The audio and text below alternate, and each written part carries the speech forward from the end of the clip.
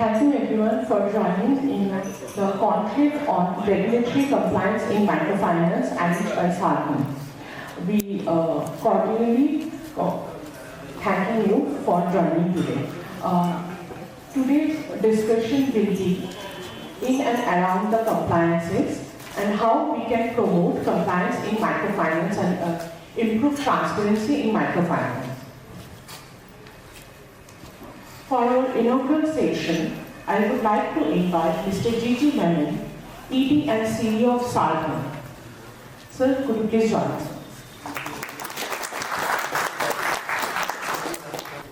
We will wait for 2 minutes. The CGM of NABARD is joining us for the inaugural session. He is here already, so we'll wait for him to reach the hall. Meanwhile, I would like to announce that we'll start the conclave with the lighting of the ceremonial lamp. Compliance has been always a focus point for Sa-Dhan as a self-regulatory organization. We conducted a similar conclave in March 2024 in Bangalore, and the responses was very good. Thanks to all of you. Also, we'd like to continue this kind of discussion among our peers and our sector. CGM sir is here, so now I will invite Mr. G.G. Menon, ED and CEO of Sa-Dhan, Mr. Pankaj Kumar, Regional Director of RBI, Lucknow, Mr. Pankaj Kumar, CGM of NABARD, Dr. Surinder Babu, Vice President of NBSC, Lucknow. We would request our dignitaries to come in front of the stage and light the ceremonial lamp.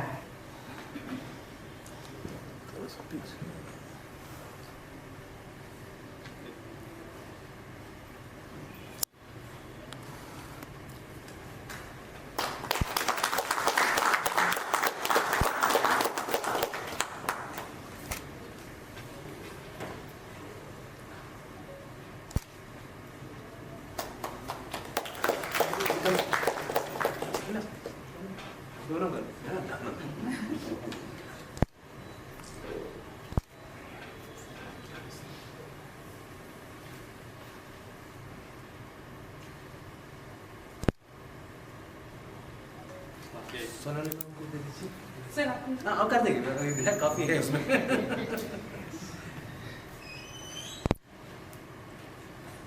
कब आपकी आइए Shri there is all for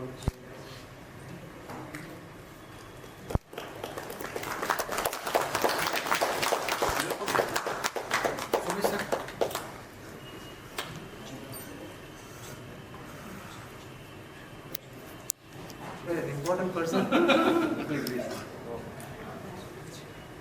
Thank you.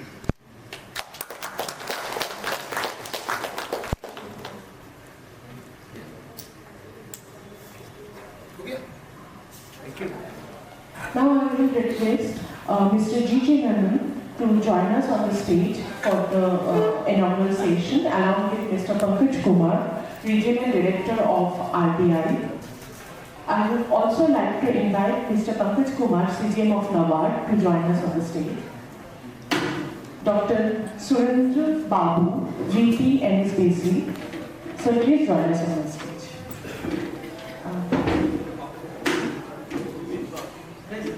I will take this opportunity to welcome our dignitaries with a bouquet of flowers.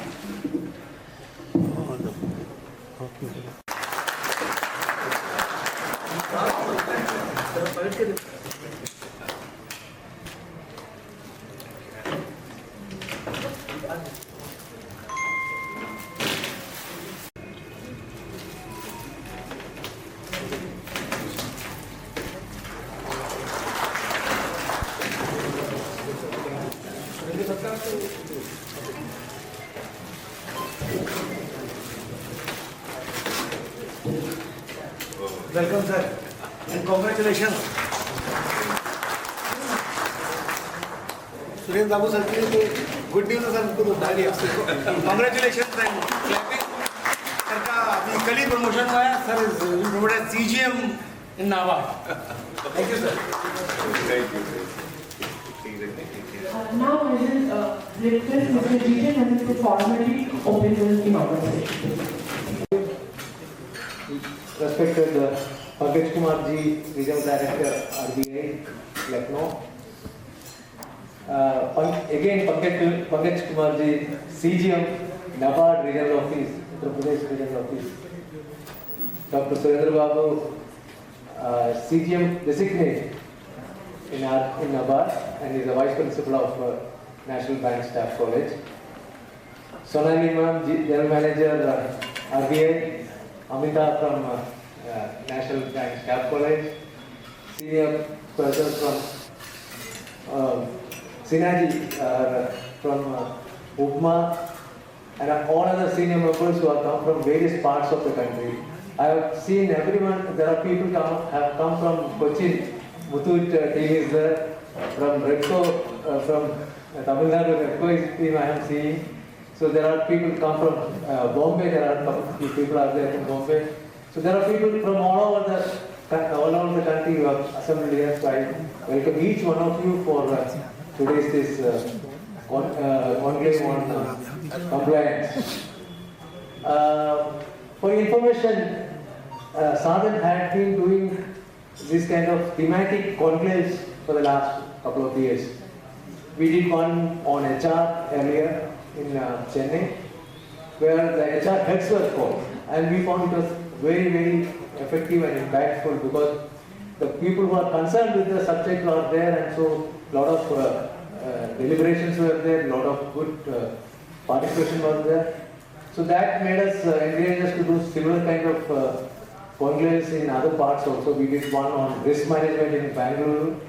We did one on compliance again in Cochin, where we got more than 100 people participating in the program, and from all over the country people were there.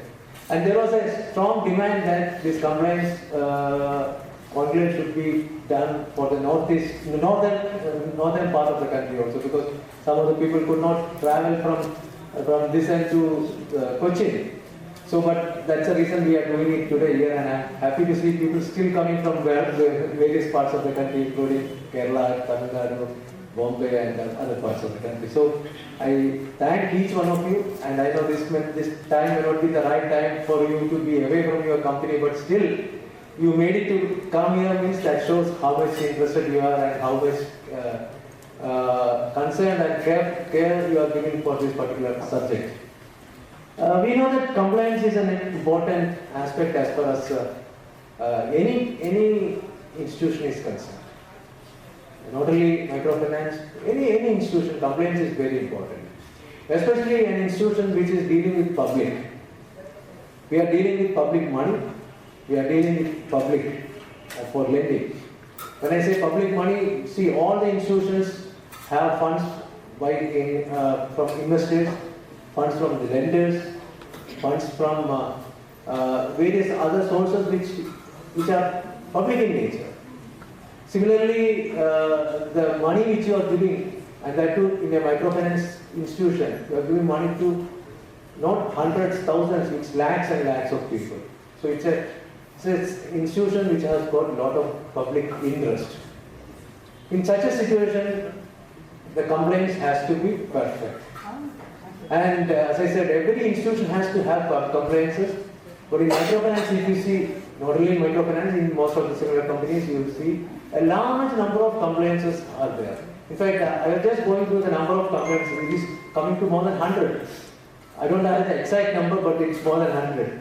There are compliances which you have to do on regulatory aspect, which RBI has prescribed, the central bank has prescribed. It also depends on your, there is a scale-based regulatory compliance is there, regulatory framework is there. So after that you have to do compliances according to the which scale you come, whether it is upper scale or middle scale or is it lower scale. Or so accordingly your compliance will change and it will vary and it will become more and less accordingly. Your compliances, if you are a listed company, you have compliances to be done as prescribed by the SEBI, which is also a large number, which I am sure my friend from Muthuj is nodding, they know how many, she's a compliance officer of Muthuj. So she knows how many compliances she has to do because Muthuj is a listed company. So like that, SEBI compliances are there, tax compliances are there, income tax, GST. Then what is that? Shop and commercial institution. There are certain compliances on that. So there are so many compliances are there. In fact, we have come out with one best practices book like this. We have this best practices which we released last year, which is on risk management, HR management, fraud management, and compliances. So I was just seeing the compliances, list of compliances. They have mentioned the various compliances. It's quite a large number. So I'm not going into that. So what I would like to impress upon is that it's a very, very important aspect, and I don't have to say that. You yourself know it. That's the reason why you are all here, and you have taken trouble to come from various parts of the country. That's very much there.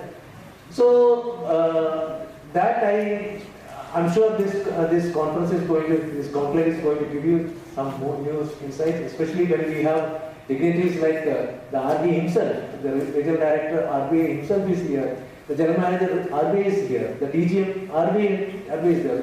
There we will be getting a lot of insights from them, and we will be able to know more about the compliance part of it. NABARD is here, we have other institutions here. So this deliberations I'm sure is going to help you a lot. Before I conclude, I just wanted to give a couple of things, stress on a couple of things, especially on the regulatory framework which RBI has prescribed for the microfinance institutions. In 2022, when the new regulatory framework, I'm not talking about the state-based regulatory framework that is applicable to all kinds of NBFCs, but in case of MFI specifically, this the 22 regulation, the regulatory framework, that also gives us a lot of responsibility and a lot of areas where we need to do compliances. It talks about having a board-approved policies, because RBI has given us a lot of freedom to decide our own policies, but then it has very clearly mentioned that there has to be a board-approved policy, whether it is for lending practices, whether it is pricing, whether it is household income assessment, training, all of the things are there. So, first of all, I would like to request everyone and impress everyone is that please ensure that there is a board-approved policy for all these things, whatever RBI has mentioned about it. Especially pricing is an important thing which all of us know. RBI has been raising concerns, not less than a person like, Governor himself has come public and said that there is some concerns around that. I had a discussion with the CGM Madam Josna ma'am. We had a long discussion, in fact my colleagues were also there. She was expressing about various concerns, and one of the concerns she expressed was that many institutions do not have a board-approved policy in place. Even if they have a board-approved policy, they are not getting reviewed. So, review of the board-approved, having a board-approved policy and reviewing it on a regular basis and making amendment is an important thing, number one. Number two, when I talk about pricing, one of other concerns which RBI expressed was that even though there is a policy in place, but it is not getting followed. Somebody has a policy and what they practice is different. So that is another important thing we need to do. We have to not only have a policy, but there is a need for complying with the policy also. So that's another aspect of it. Other kind of policies like household income assessment policy, we should have a right kind of policy and right practice to assess the income. We should have a proper training policy, we should have a proper other kind of policies which are mentioned. So this is something which I thought I should impress upon all of you, because that is very important, and this particular time it's very, very important as far as MFIs are concerned. Number two, there are some best practices as far as the institutions are concerned, especially in the corporate governance part of it, because that is one area which probably microfinance institutions have to take a lot of care about. Many times the corporate governance in some of the institutions are not at all satisfactory. See, you should have a compliance officer, you should have a chief compliance officer according to your size, and you should have a list of the things which you need to comply upon. As I said, there are several institutes, several agencies overseeing us. So what are the different complaints listed out by the different issues? That has to be there. There should be a process of MD or CEO directly reporting to the board. What are the complaints they were supposed to do and what is that they have done. I used to do, because I was in NAFIS for 2 years as an MD. So I used to do every quarter. Board used to insist for that, and I used to do that. The list of complaints which were to be done during the quarter and what we had done, that used to be said. As I said, it should be headed by a compliance officer or a chief compliance officer. Then, as I said, RBI scale-based regulations are there. So based on that, your compliance will change. So accordingly, you need to take care of that. So there are good best practices mentioned as far as the compliance is concerned. I would request all of you to urge all of you to follow that. Even in case of corporate governance, constitution of the board, there are specific things which have been mentioned in the Companies Act and all. Having independent directors, having women directors, having proper committees, audit committees, or so audit committee should have members of independent directors. Other committees which are required to be there. So all these are good practices one should follow, and these are all compliances we need to do.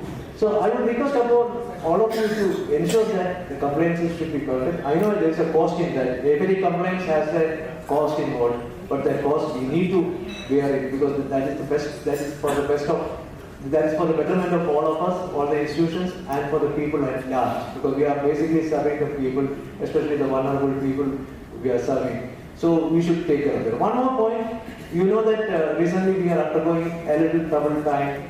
Some heat has been generated, but thankfully things have come down. It is now much more better, and I'm sure in a quarter time things would be looking better.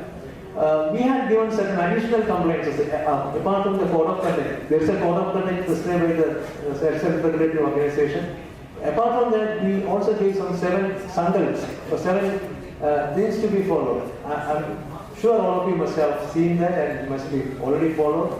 We had asked the institutions to give your complaints on what is the complaints of that sandal, whether you have been following or not. I'm happy to see that almost 90 of the institutions have responded to us saying that they have already adopted that, and that is definitely seen. Because if you see the leverage, the over leverage which we were seeing earlier, it has come down. For information, the persons with more than 2 lakh loan exposure, it was 2.5% in March. 2.5% for an 8 crore base is quite a huge, okay? So it was 2.5% in March. It has come down to 0.6% in September. So there is definitely a reduction as far as this is concerned.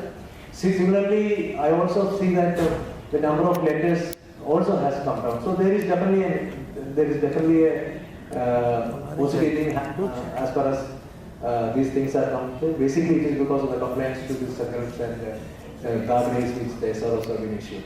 So I once again welcome each one of you, especially I welcome our dignitaries on the stage. Mr. Pankaj Kumar, Regional Director, RBI, Pankaj Kumar, CGM, RBI, Dr. Surendra Babu, who is a CGM designate from NABARD, and all the dignitaries who are sitting here, and all the participants who have come from various parts of the country. I welcome each one of you once again, and I hope that today's deliberations will definitely be beneficial to you, and you will be going back with much more enlightenment. Thank you, and all the best to all.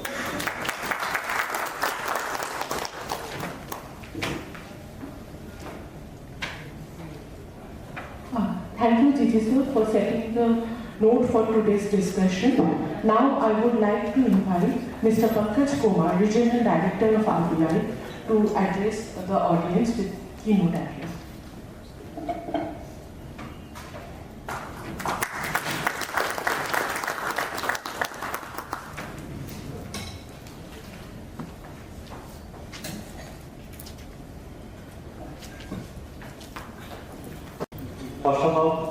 to Sa-Dhan and Mehran sir for inviting me here. The role of SROs, especially in the compliance area, is extremely important because they are the ones who directly interact with this one and the industry people. At the same time, they set up the ground rules for everyone to observe. Coming from the regulator side, compliance is always one of the foremost consideration for us for any organization. In the 2 months back, the Governor General Monetary Policy Address also said that companies have to adopt to the compliance first culture. Going by your own organization or in any organization, compliance is always considered as a cost because they do not contribute to any business, and sometimes they prove as a bottleneck to implement some other business models the company wanted to have.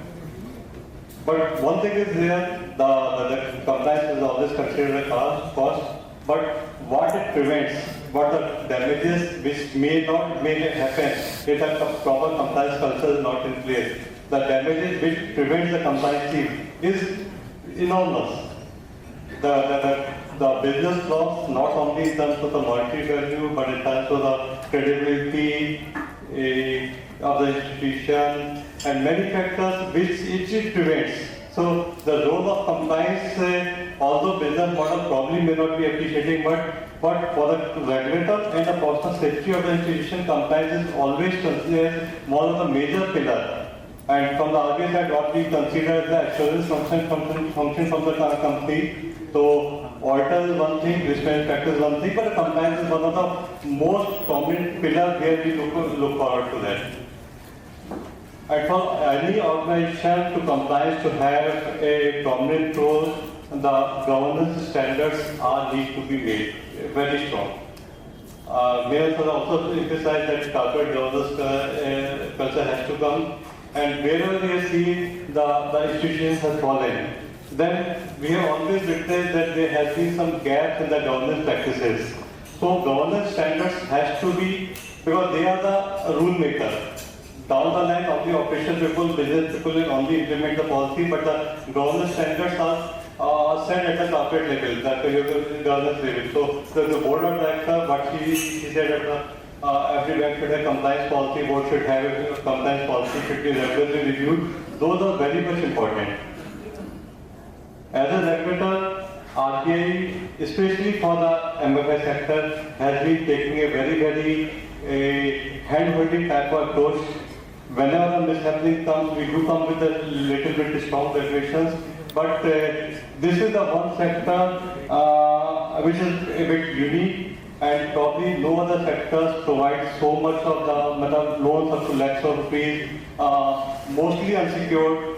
So it is very rare that people go. So this type of business model, business innovation, so by doing the over-regulation, you also don't want to overkill it. But at the same time, when the customers are involved, then we expect certain adherence to the best practices where the customer interests are protected. I'm not directly regulating MFI, so I cannot say directly about too much about the compliance, especially prevalent in the MFI sector. But what general things we have observed. Generally, MFI are accused of charging very high rate of interest. This is, the studies are also showed in our top management also emphasize that MFI charge very high rate of interest. But when you see at the gross value data, your return of assets is not even 2.5%.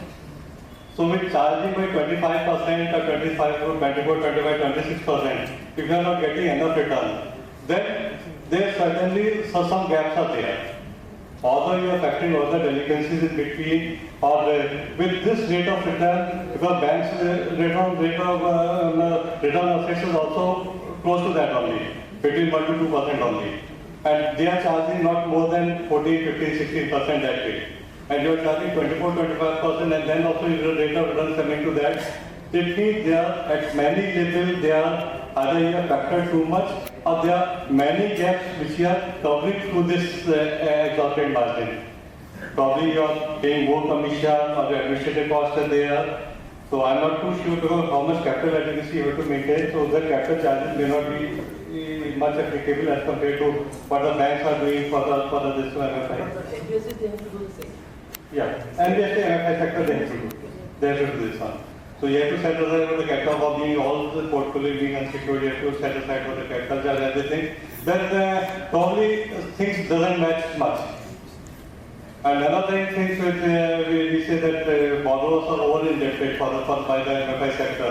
So over-indebted is one thing because one thing is there, your own assessment of the family income, household income and all may not be that correct.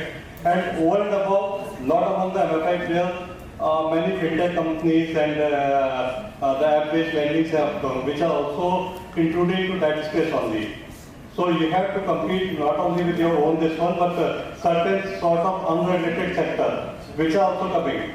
And the end victim is your client only.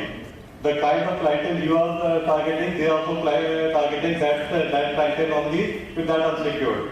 So little bit probably you have to see how your margins work, how your business model works. And whenever there is pressure on margin, and we have seen the first casualty is the compliance regulation. You try to, naturally everyone have to give the bottom line healthy. To comply with that, if some gaps are there in other places, then by virtue of some oversight missing on certain areas, then ultimately the casualty is the regulatory compliance. The small fractions doesn't make much difference, it doesn't impact, but it becomes too high.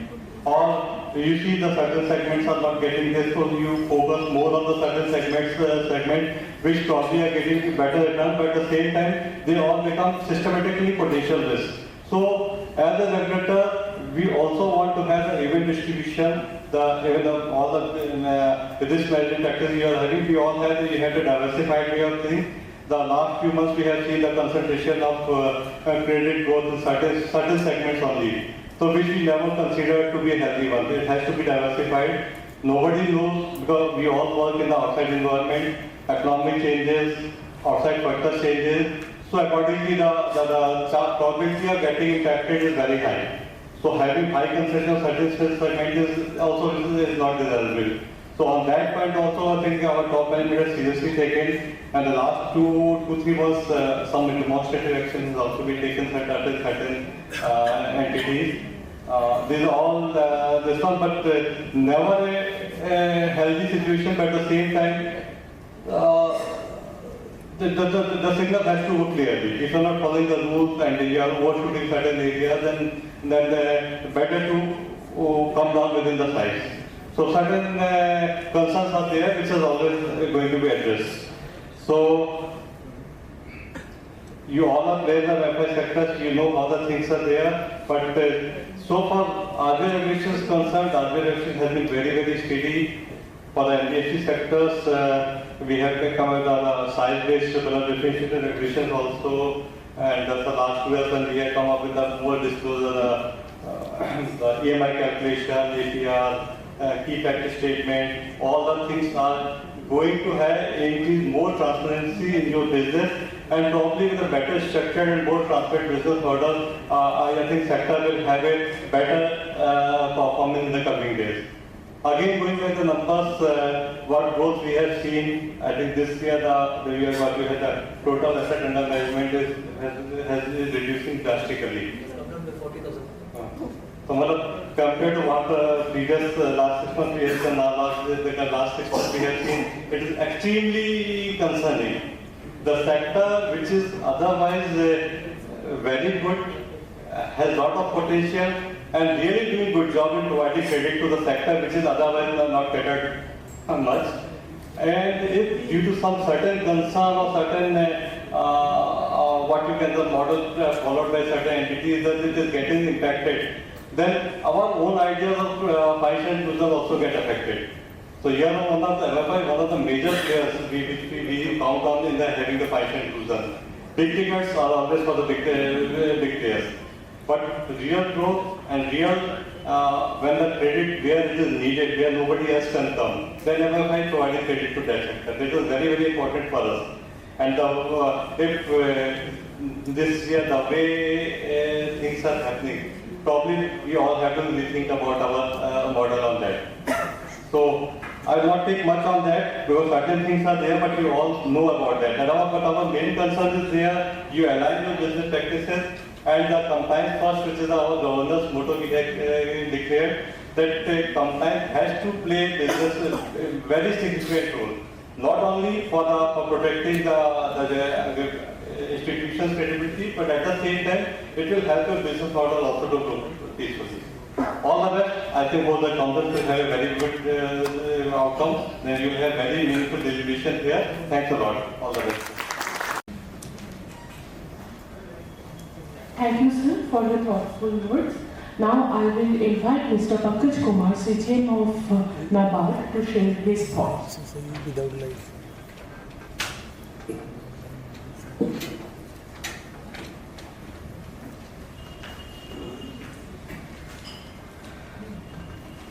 Good morning, everyone. Respected Pankaj sir, Maman sir, and my colleague Suhail Babu. It's always a pleasure to be a part of the Sa-Dhan conference, which is, for me personally, it's difficult to refuse.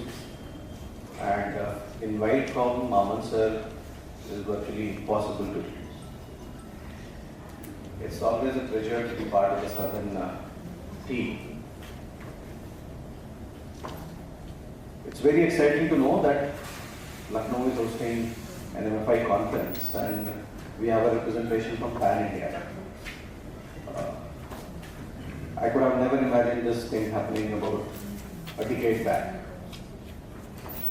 The way MFI sector, with due apologies to Synergy, who has been really trying virtually very hard to bring up the MFI sector in UP, I could not have imagined Muthuts of the world coming over to UP and attending an MFI conference. I compliment Sa-Dhan for selecting Lucknow as a venue here because it helps us bringing in the focus to the MFI industry. Again, with apologies to Synergy, a really good state in terms of MFI, Uttar Pradesh. Why is it really good? Because NABARD, on NABARD side also, we have been trying to come up with various interventions to reach out to the MFIs and see how we can participate in a meaningful manner to fulfill the broad objectives which I feel they are getting diluted year by year. Unfortunately, our interaction or participation with MFIs in UP has been reducing. It's a challenge which we are facing. In fact, we had a discussion with Mahmoud in the morning itself that NABARD and Sa-Dhan is trying to come out with some program, and unfortunately we are not able to make a headway because of the ground level implementing partners, the challenges which we are facing here. So this brings me to the point why the industry is focused on geography. Is it being driven by the need of the grassroots level or the need of the investors? This is a question which I will request you to ponder over, and intricately linked to this thought is the process of compliance. When I say that the objectives with which the industry was set up, or it grew, and it grew at a very rapid pace, the objectives were still focused on the social capitals. When we bring in the finance part of it, with my senior Pankaj sir sitting here, RBI being here, the compliance and the regulation will not be behind. Our observation from NABARD is that the compliances metrics has increased the number of compliances have increased, and RDRBI Saab said that compliance has come with a cost. It's a cost center, we always see it that way. Believe me,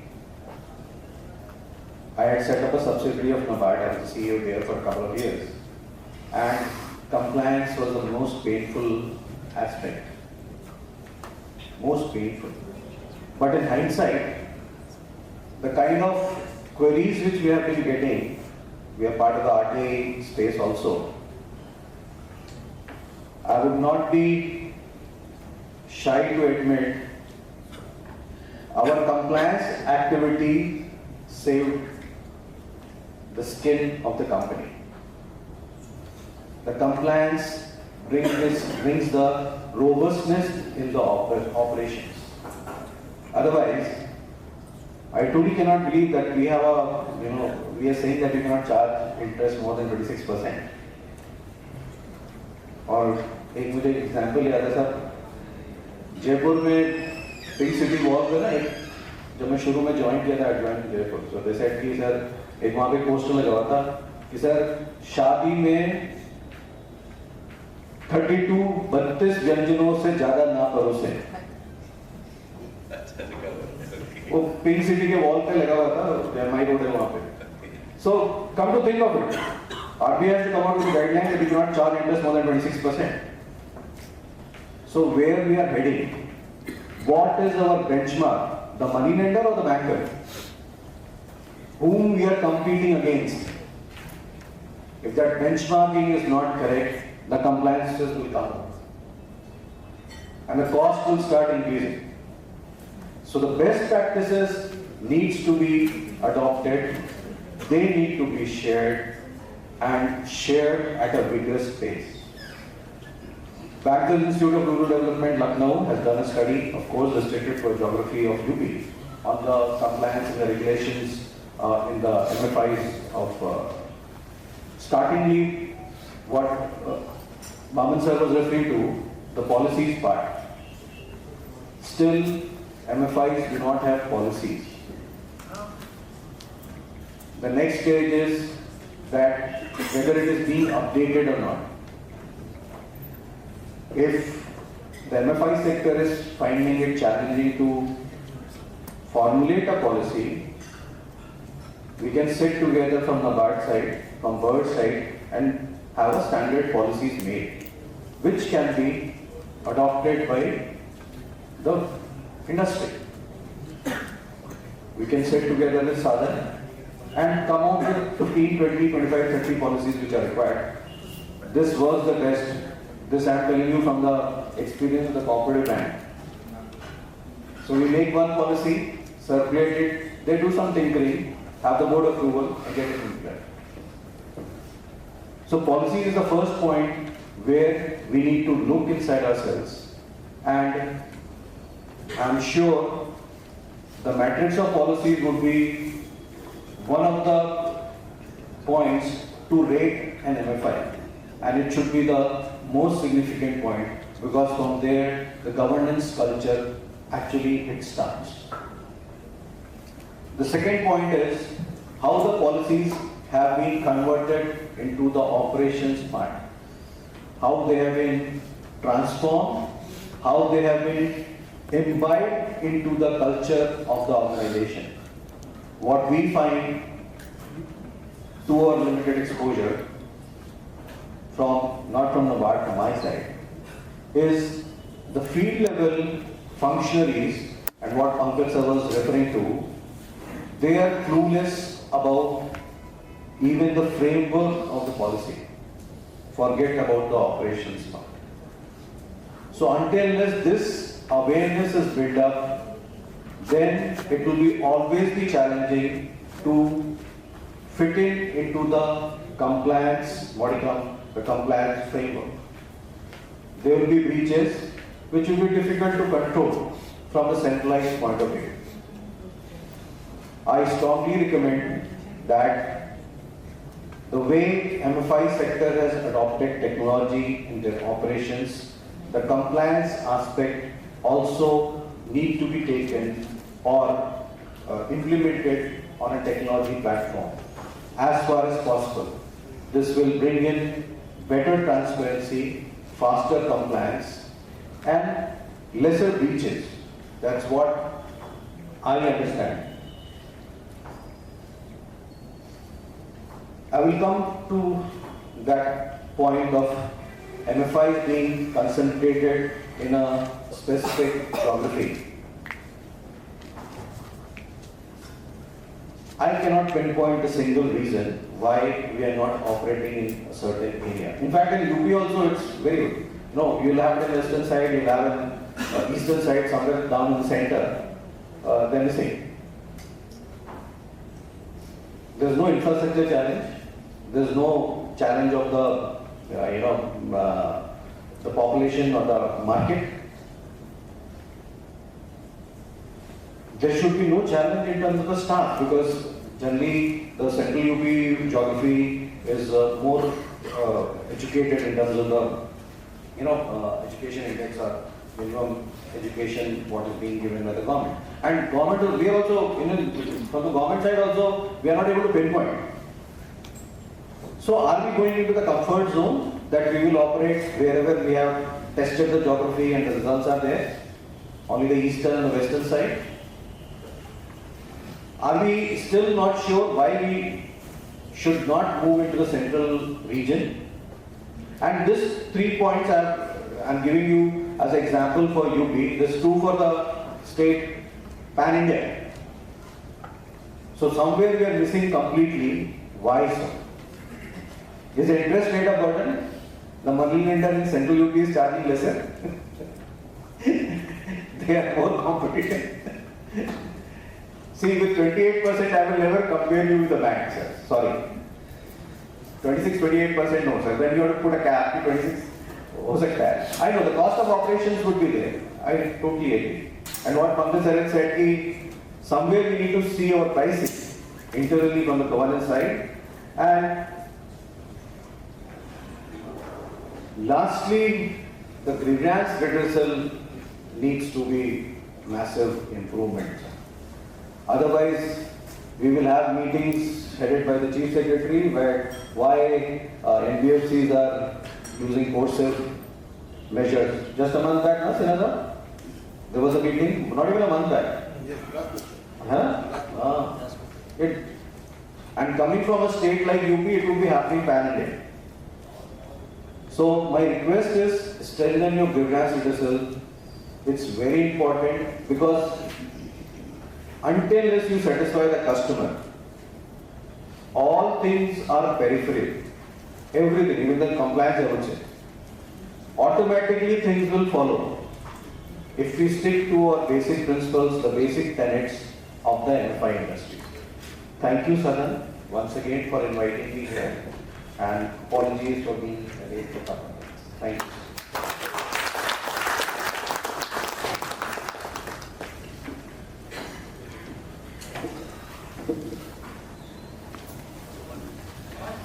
Thank you, sir, for your insights. Now I would request DJ sir to facilitate our dignitaries.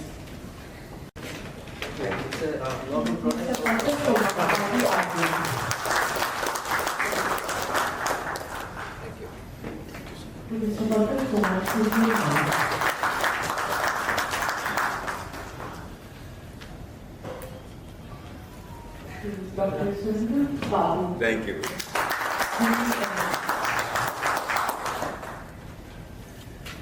Can I have a photo together? Yes.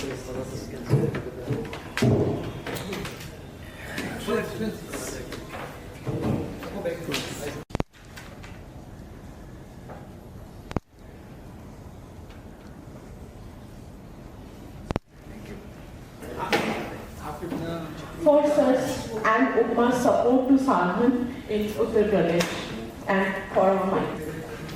For your contribution to Microfinance.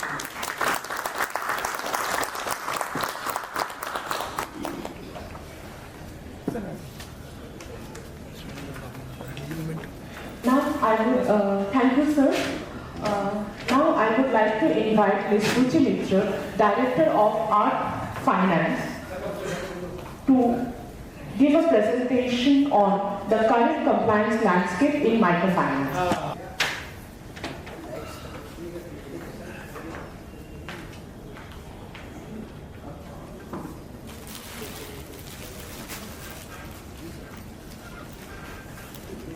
Good morning, ladies and gentlemen.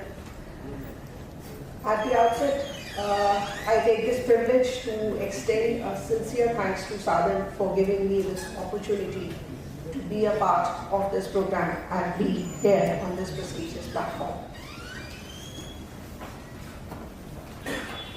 It is a matter of proud that I am here today to share a compliance landscape in the microfinance industry amongst the eminent board members of microfinance institutions and the compliance officers who are also the members of our CS fraternity.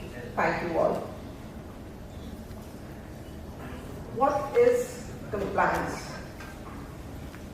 Pankaj sir, Gigi sir has rightly set it out the context, and the Honorable RD of RBI said that compliance has always been treated as a cost. If it is a cost, if you want to really analyze compliance as a cost, there is a very famous saying, try non-compliance. Then you will be able to analyze that whether cost is more heavy of ensuring compliances or non-compliance is more heavy. So it is very prominently said. Compliance or abiding by law holds its importance from the ancient Vedic period, where it was known as dharma. Now at that point of time, dharma was inclusive of both the legal duties as well as the religious duties. And to imbibe the significance of dharma, it was very rightly said as a quote in Sanskrit, Yato Dharmastato Jaya, which has been used for 13 times in the epic of Mahabharata and is the motto of Honorable Supreme Court of India. I'll repeat it again, Yato Dharmastato Jaya, which means where we abide by dharma, there will be victory. So this has been the significance. Now, since the ancient Vedic period till the modern times, including the corporate culture where you and me, we all are working in, this importance of compliance has never faded away, and it's strong. It stands as strong as it was earlier. Compliance resonates far and wide in our business culture, and it really means or it indicates alignment of a company's operations with the regulatory guidelines. Earlier, a couple of years back, all my company secretary's friend will agree to it that at times this was considered as a momentary approach. Due date is approaching, let us comply with this. Due date is approaching, let us comply with this. But over the period of time, this has changed, this perception has changed, and now it has become an approach.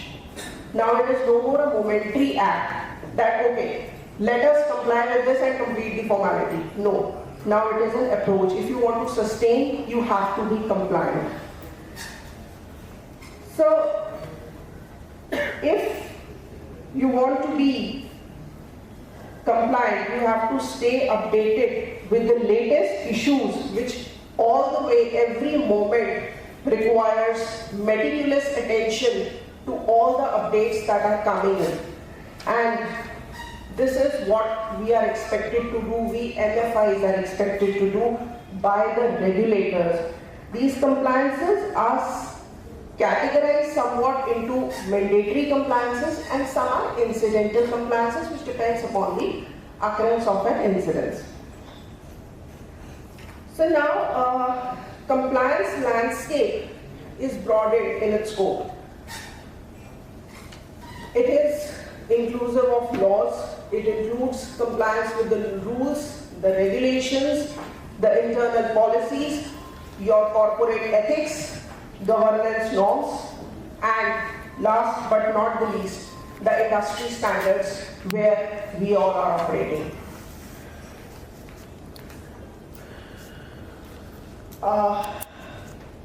We are joined back by GM RBI, so thank you, ma'am. And talking about compliance or regulations in front of the regulator is something more, it gives more of responsibility that yes, what ma'am we are saying or what we are doing is what you as a regulator is expecting from us.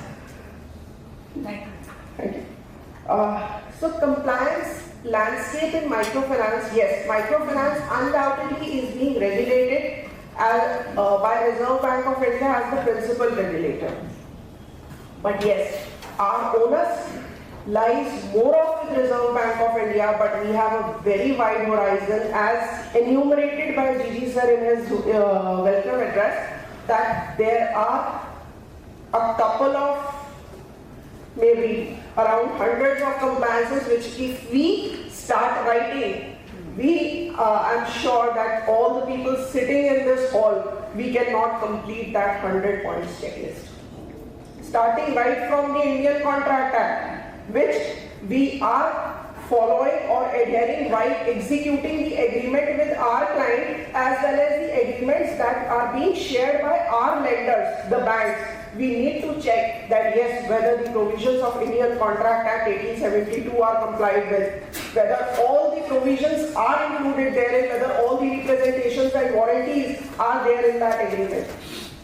But again, as a company secretary, as a compliance officer, it becomes challenging when we talk about that yes, this clause should not be there. We as a we are regulated entity. We know what RBI has said, we have to incorporate that in our agreement when we are executing. But when we propose that to the concerned banks, sir, please change this clause.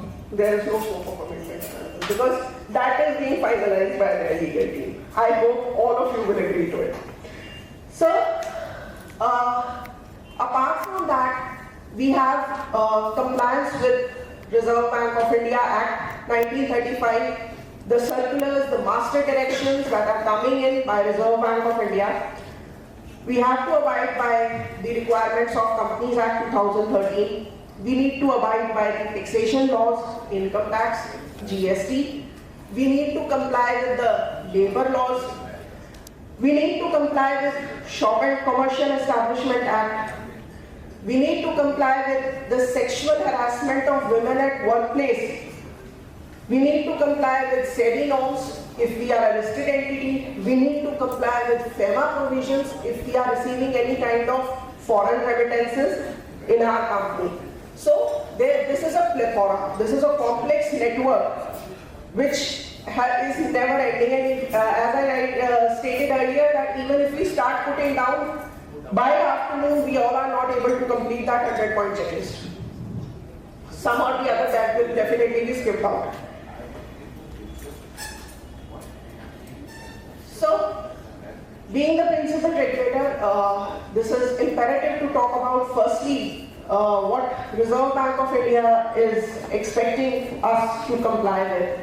And broadly, it was a learning 14-15 years back. I was sharing with one of my fellow colleagues in the morning.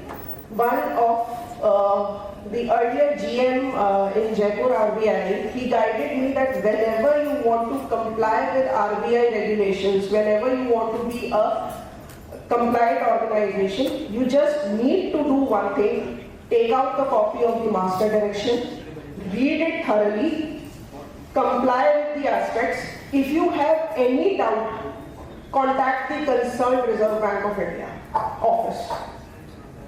This is the one principal thing that you need to follow when you are working as a regulated entity, whether under FEMA, whether under Department of Supervision, there is no difference.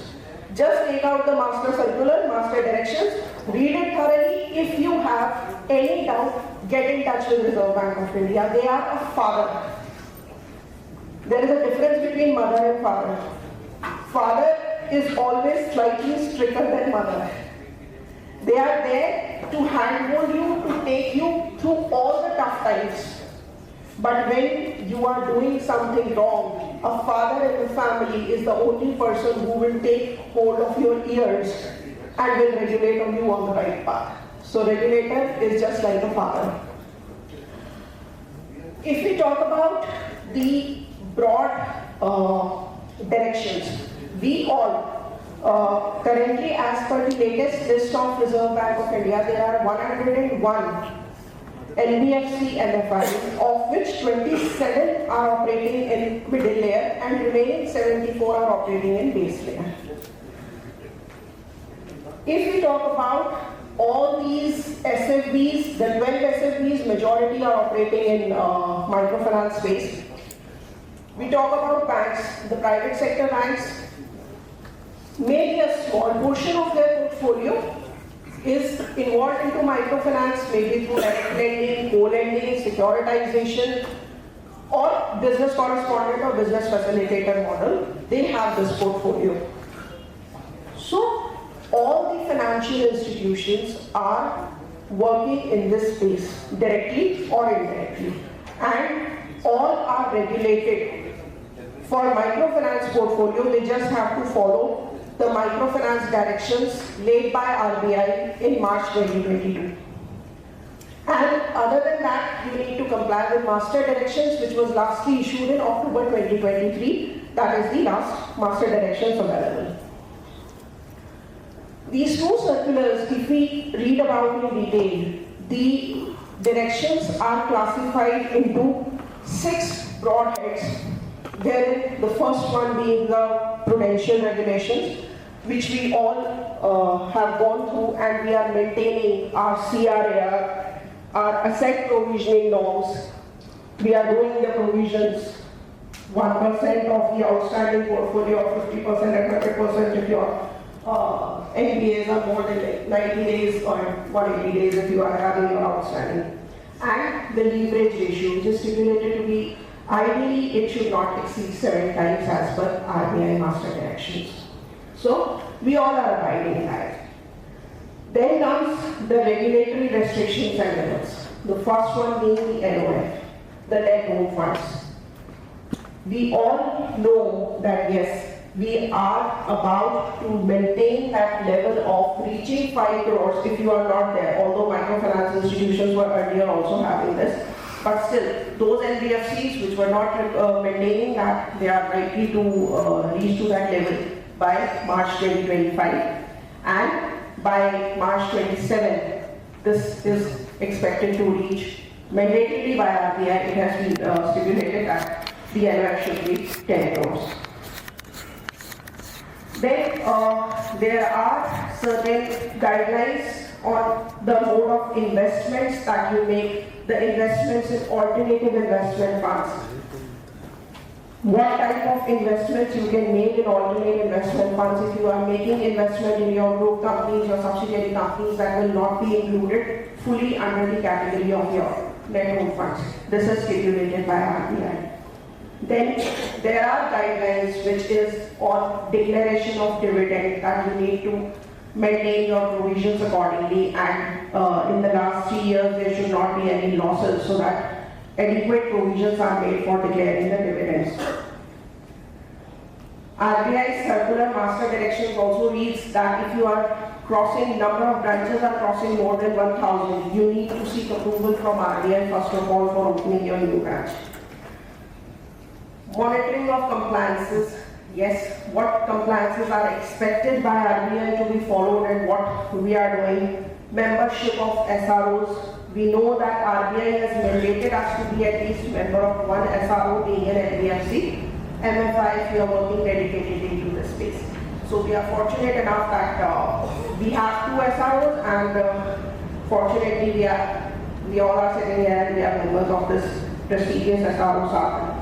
Last but not the least, the one thing that has taken the base layer NBFCs a very typical thing that is meeting out the qualifying assets criteria, which as per March 22 directions was 75% of total assets, which has created a big pressure because a major chunk of our cash and bank balances which was earlier not included but now included, is required to be maintained in the form of FNDG or as a security against the term loan what we are doing. This is a big volume which was earlier not included while maintaining the qualifying assess criteria and is now included. So it is coming up as a big challenge, but there is no other way out except to honor and abide by the regulations. Third key aspect is the governance norms.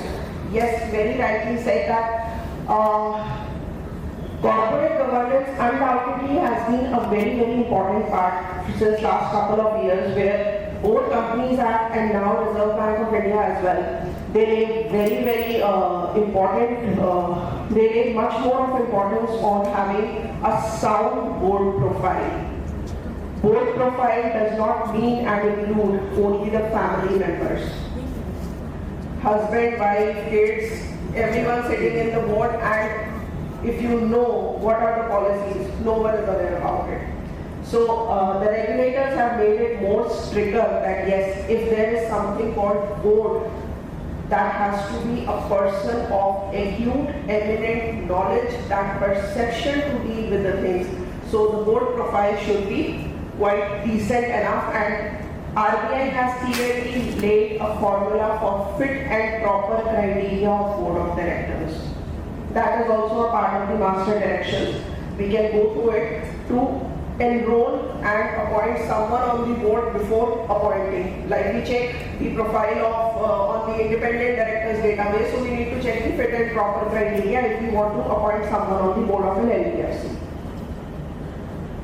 Then risk management committee. This is something which is very important because risk is an inherent part of business, and everyone does not have that acumen to analyze risk in that broader perspective. So that needs a specialized sense of knowledge to identify that yes, this is a prospective kind of a risk, and to maintain it properly and to monitor it properly on record, there should be a risk management committee headed by the independent director. That should be the goal. Then there are guidelines pertaining to loans to directors, senior officers. Yes, this is something which is very common in RBI directions as well as Companies Act. That if you are advancing any kind of loans to your KFPs or to your directors, you need to be very specific and you need to have a thoroughly approved board approved policy for that. And yes, we are advancing loans or we are not advancing loans, and this should be on an arm's length basis. If it is not on an arm's length basis, then it should be approved by the general meeting. Acquisition and transfer of control. Yes, prior approval of RBI is required, and if the change in the shareholders is more than 30%, and if there is a change in directors to more than 26%, prior approval of RBI is required. Now, you must all be aware that RBI has changed the mechanism of seeking approval now. It is you don't have to submit an application in physical form to RBI officers. Now it will be floated through Pravah portal, which has been recently launched by RBI, that yes, any kind of approval what is required, prior approval will be, request will be generated through Pravah portal in RBI system. Any information about the change in directors, their address, the telephone numbers, a couple of conferences or virtual meetings of RBI, the regulator is always insisting upon that yes, the companies do not maintain their registered office at the stated address, the directors are not available, the telephone numbers are not correct, the email IDs are not working. So this now RBI is taking a very strict role of this thing, and if you have changed any of these, please do an immediate intimation to RBI to avoid any kind of penal consequences on the company. There are certain requirements for disclosure in the financial statements. The additional disclosure formats have been included in the master directions in October 2023, wherein a couple of details about the related party transactions with KFPs, the number of complaints received as a grievance redressal mechanism process, as well as the loans advanced all these transactions are to be separately captured as a disclosure in the financial statements. All of you must have already done it because the audited financials of 31st March 2024 are already logged, but we need to take care of it. Next is the very, very important aspect, and that is fair practices code. Regulator, so far as my understanding is concerned, RBI has a very strict role if there is any violation or gap is observed in the compliances of fair practices code. They believe that whatever you are doing, that should be done with 100% disclosure.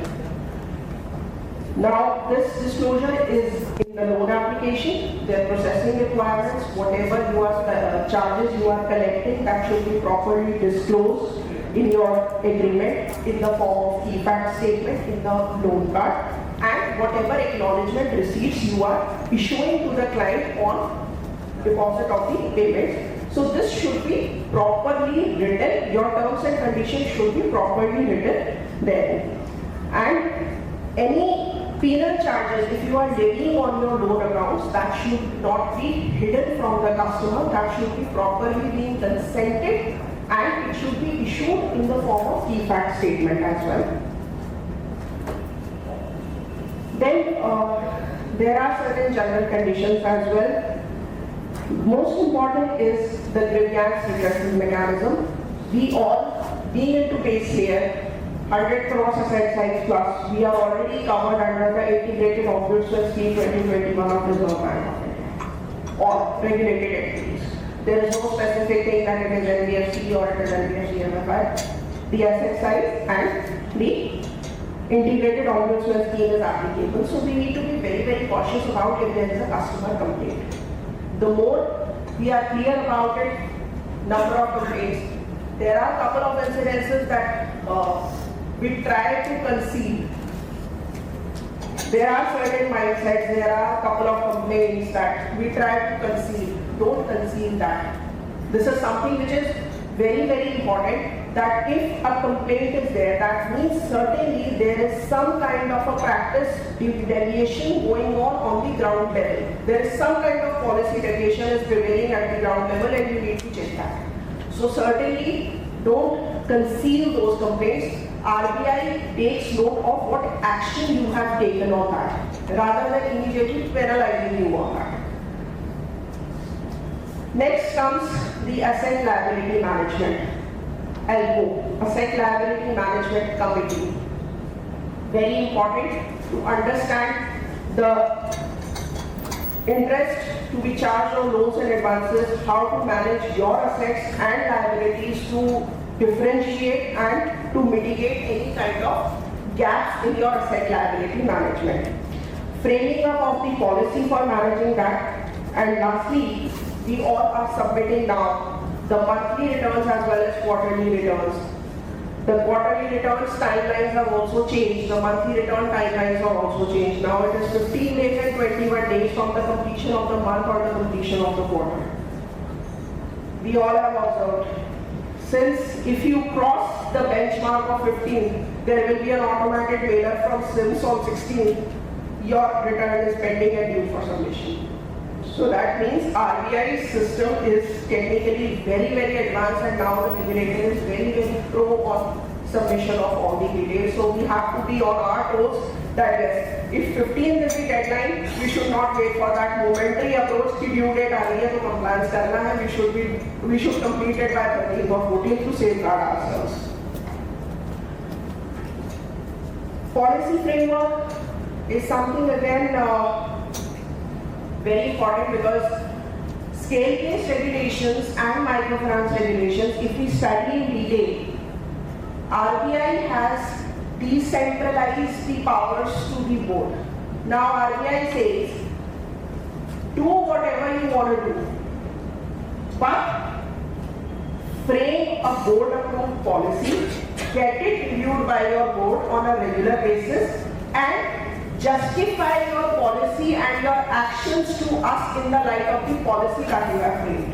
The recent example being the burning issue of pricing of credit. If you are able to justify the components included in your pricing RBI is not taking your ears.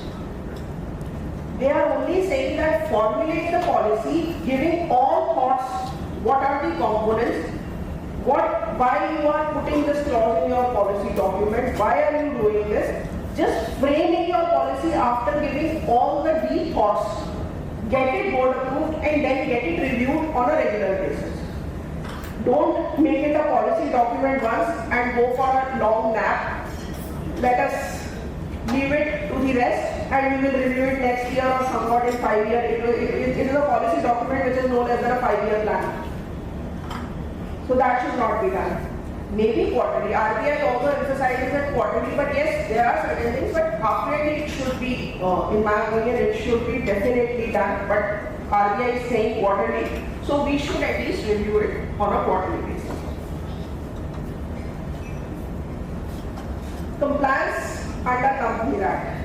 The forte of company secretaries.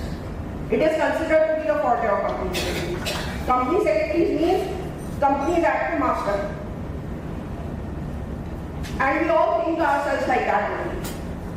That we are no less than a tutor of Companies Act. At any point of time we should be given a podium and we are standing there and we are starting elaborating section 42, section 55, section 186, section 188 and everything.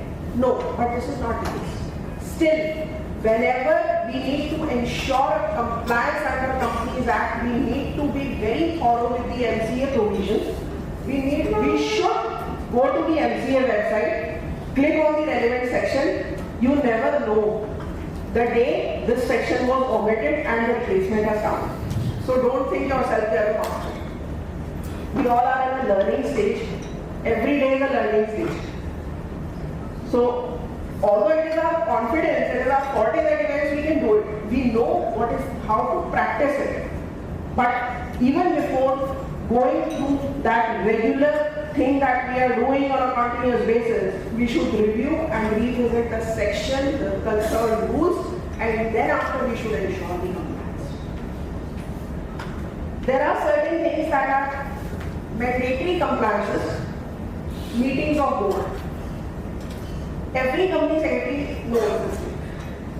We need to draft the notice, we need to draft the agenda, detailed agenda notes, circulate it to the board members, 48 hours before, nahi hota, do it on a shorter notice. Why to do it on a shorter notice? Until and unless it is not a thing that is very, very urgent, why should we do it on a shorter notice? Don't keep that leverage as a yardstick in your hand. Meetings of board, yes, 4 meetings with a gap of 120 days should be properly done, convened, yes. General meeting of members, we know that at least AGM has to be done. Financial statements, they are to be prepared, audited, auditor's appointment. Now there is a gap in RBI's directions and Companies Act. RBI says auditor's appointment for 3 years, MCA says that the auditor's appointment for 5 years.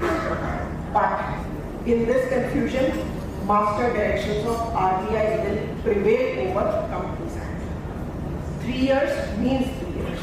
Yes, for base year companies with asset size less than 1,000 crores, RBI is permitted to go with the extant provision, but yes, submit Form A. This is again a deviation. In MCA, we file ADT1 once for 5 years and that is a 5-year planning. That is done. But RBI says even if you have appointed an auditor for 5 years, you have to submit Form A annually. Form A is to be submitted annually. But the point is, there often comes a challenge that yes, we confirm the appointment or reappointment in AGM, which is more of from July, August. They expect that yes, the audited financials are finalized and you submit Form A because by this time you are expected that your audited are ready and you must have got it approved and you have not submitted Form A. But we cannot submit it because by the time our AGM is not done, we have not confirmed the appointment of the auditor. How can we confirm? So we need to mention this with due regards and respect to the honorable regulator that we will convene our AGM on 30th of September or 29th of September and then after we will be submitting the Form A to you. And by that time, many a times it gets skipped out of mind. Then again an email comes from RBI that you have not submitted the Form A for this respective financial year. So then it comes, oh, we have forgot to learn that. So the very next thing, it is a very short and sweet format, simple format, just we need to print it on the letter and we need to submit that. Auditors report and necessary disclosures. Yes, it is a mandatory compliance. Appointment of managing director, full-time directors, ALP, in case of now the NBFC MFI, the director's appointment, MD, full-time director. So you need to be very specific about it. You have to maintain the statutory report, registers, minutes book, everything that has to be anytime ready. If you are having any committees, then your committee of the committees are also to be mandatorily mentioned. Annual returns we have to file. Deposit returns, PIR, PKYC, MSME returns. These are some mandatory returns that we need to follow and file.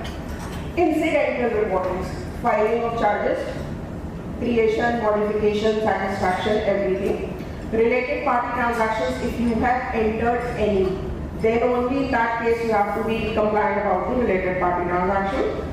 Issue and allotment of securities. Yes, it is again very important to comply with the modes and the process as described. But if you are changing more than 30% of your equity base, then you need to take prior approval from RBI. Without that, you cannot move ahead.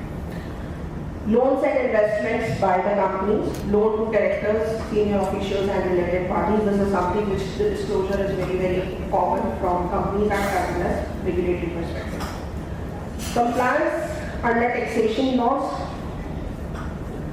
Taxation laws, firstly, as a company, as a corporate structure, we need to understand our tax obligations, our tax provisions, compliances, and then you have to keep accurate records because 10-15 years after you may come under the scrutiny of income tax and all your books of accounts, your records may be called off at any time and you have to submit the ledger statements. So keep accurate records, meet your deadlines of filing the returns. Monthly you have to deposit and then quarterly returns, your advance taxes and filings. Now, there is a special return in our income tax when you infuse equity more than 10 lakhs, then you have to file a separate return in income tax. Seeking requisite professional advice. Like as I said, this may not be with due respect in regard to the fraternity members. Till now, very few of us are experts in taxation matters. Very few of us. So we need to seek that requisite professional advice to deal into taxation matters because there are ample of provisions which levy tax burden on us and there are a couple of provisions that save us out of these heavy tax penalties. So seek adequate help, understand the technology aspects, the requisite software that you have that can help you out in meeting your tax compliances. There are special provisions pertaining to NBFCs under section 36 about like the provisioning for back tax 5% of the gross income. We need to take care of section 269 SS which says no loans of more than 20,000 are to be disbursed in cash. This is a very clear provision under Income Tax Act, so we need to be very compliant. At times cash में disburse कर देगा बहुत कम लोग करते हैं पर ठीक है कुछ अभी भी कर रहे होंगे या कुछ पोर्शन होगा होगा but that is absolutely not allowed under section 269 SS of the income tax act goods and service tax GST registration firstly multiple registrations if you are operating in number of states classifications there are certain safeguards to this as well. You have to file your returns, monthly return, quarterly return, annual return, what are the refunds, appeals, audits.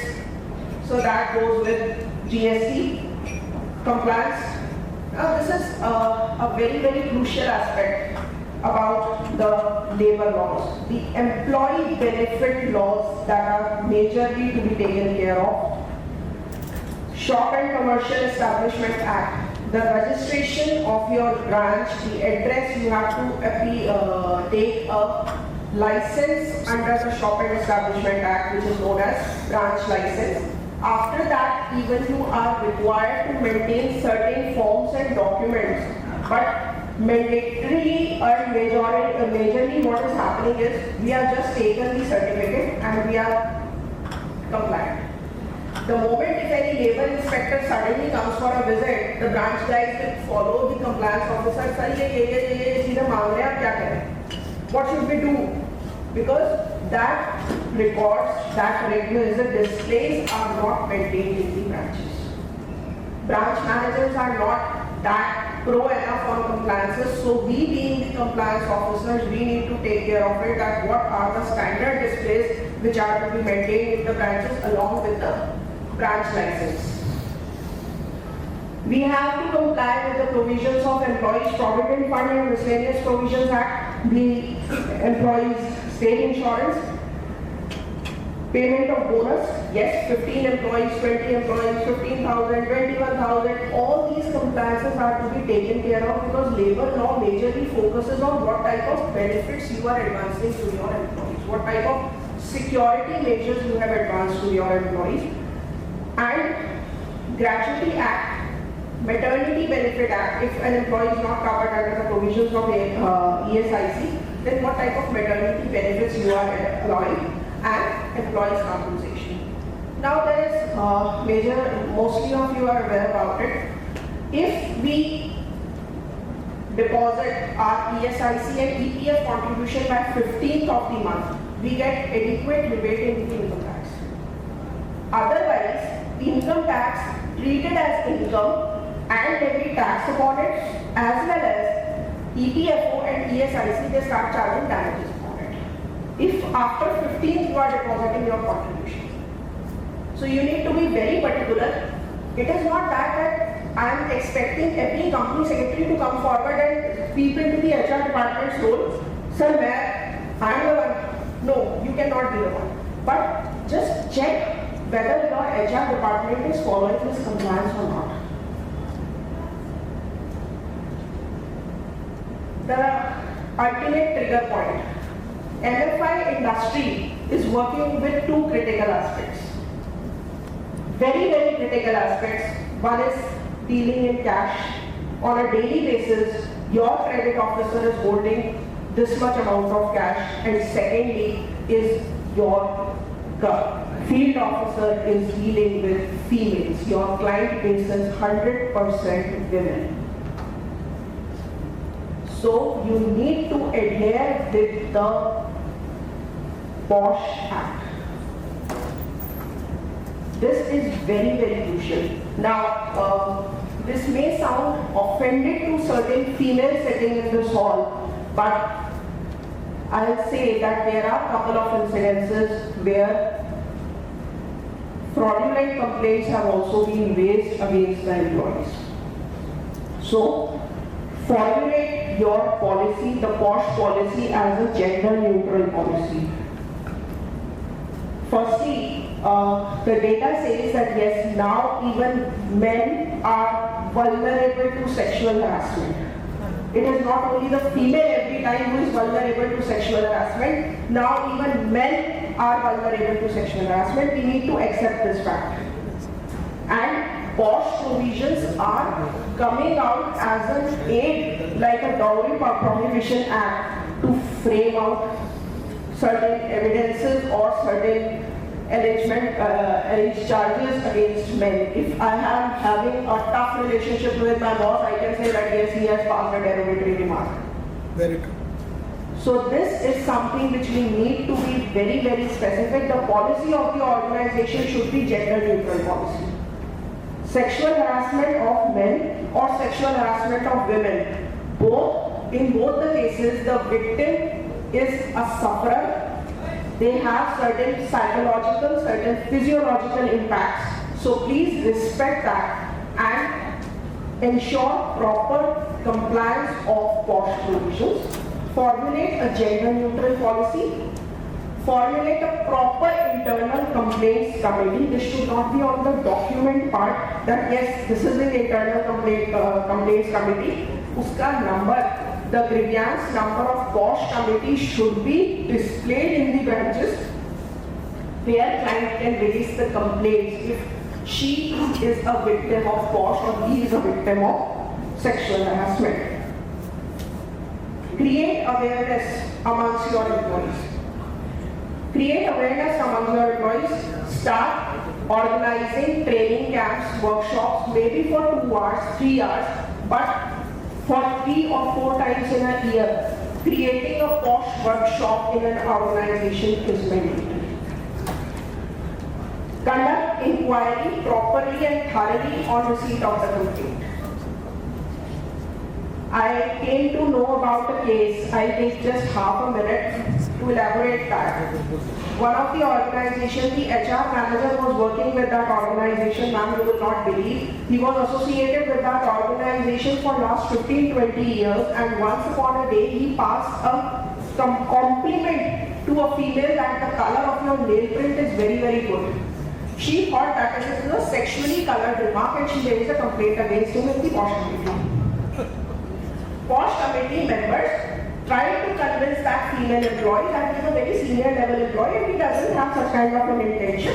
So it was just a genuine remark, don't take it otherwise. But she didn't stop there. She filed a case in the High Court against the advice of the POSH committee, and High Court passed this judgment that honorable manager will be penalized 50,000 rupees per month for the next 3 years that he is expected to pay to that female. And for next 3 years, he cannot leave that job.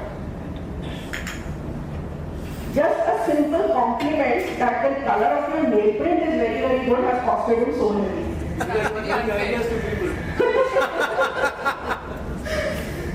So, Act is very, very strict in its sense. We need to be very, very cautious, and please don't feel embarrassed in talking about it because someone is genuinely a victim of it. If we are embarrassed about talking about it, feel about to someone who has been a victim of it. Recently, your Supreme Court has taken note of this type of issues. Yes. They are taking it from the other side also. Yes. So that is why the cases now have been moved forward to formulation of a gender neutral policy. Exactly. Because the data and the statistics reveal that yes, 1 out of every, or maybe you can say that 3 out of every 10 males in India are victim of sexual harassment. Yes. Right. So the number of cases are increasing. Right. And these are those cases that have been reported. There are certain number of cases even against females that are not reported. So these are the number of reported cases. So we need to be very specific about it. Report the number of cases filed and action taken to the district authority. Annual report is to be filed with the district authority. SEBI Act, no specific provisions of NBFC. These are general requirements, so we need to take care of it. FEMA, again, no specific provisions, only if you have taken foreign remittances, then you have to report to RBI as well, because funding and investment is allowed under automatic route. But FCGTR and FCTRs, they are to be allowed, and there are 2 dedicated portals for it, firms and the other one was, I'm skipping out the name. There are 2 portals dedicated for it, wherein you need to ensure that FEMA provisions are complied with. These are a couple of, next comes very importantly the policies. The internal policies that the board should frame, review and implement in letter and spirit. These are a couple of policies, they are just a list, just a few. There are not many that you can frame and guide your actions through these policies. Some of which are mandatorily required as per law. Now, last, compliance with the industry standards. There are a couple of industry standards which are made by the SROs. As Gigi sir rightly said, Sangal, guardrails. They are truly a yardstick. We need to follow them lately. And in letter and spirit, to safeguard ourselves and to be a compliant organization. And governance and corporate ethics are something which is code of conduct other than written in law. All good practices which you can follow, please make sure you follow them. There are 5 major challenges that we are facing right now. Firstly is the resource constraint. We don't have adequate number of manpower or resources that yes, but we need to ensure that we have adequate time to manage our compliances well in time.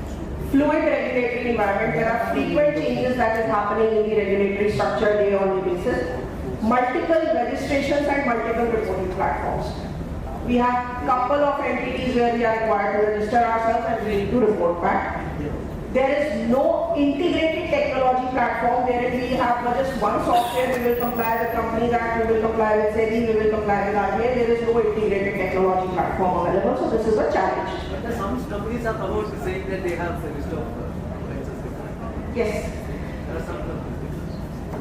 And lastly, with changing time, the enforcement of law and the penalties thereof have increased a lot. So, the future clearly indicates that if you want to survive, there is survival of the fittest. Now it will be survival of the compliant. To conclude this presentation here, due to shortage of time, again a quote in Sanskrit, Dharmo Rakshati Rakshita. If you will take care of law, law will protect you.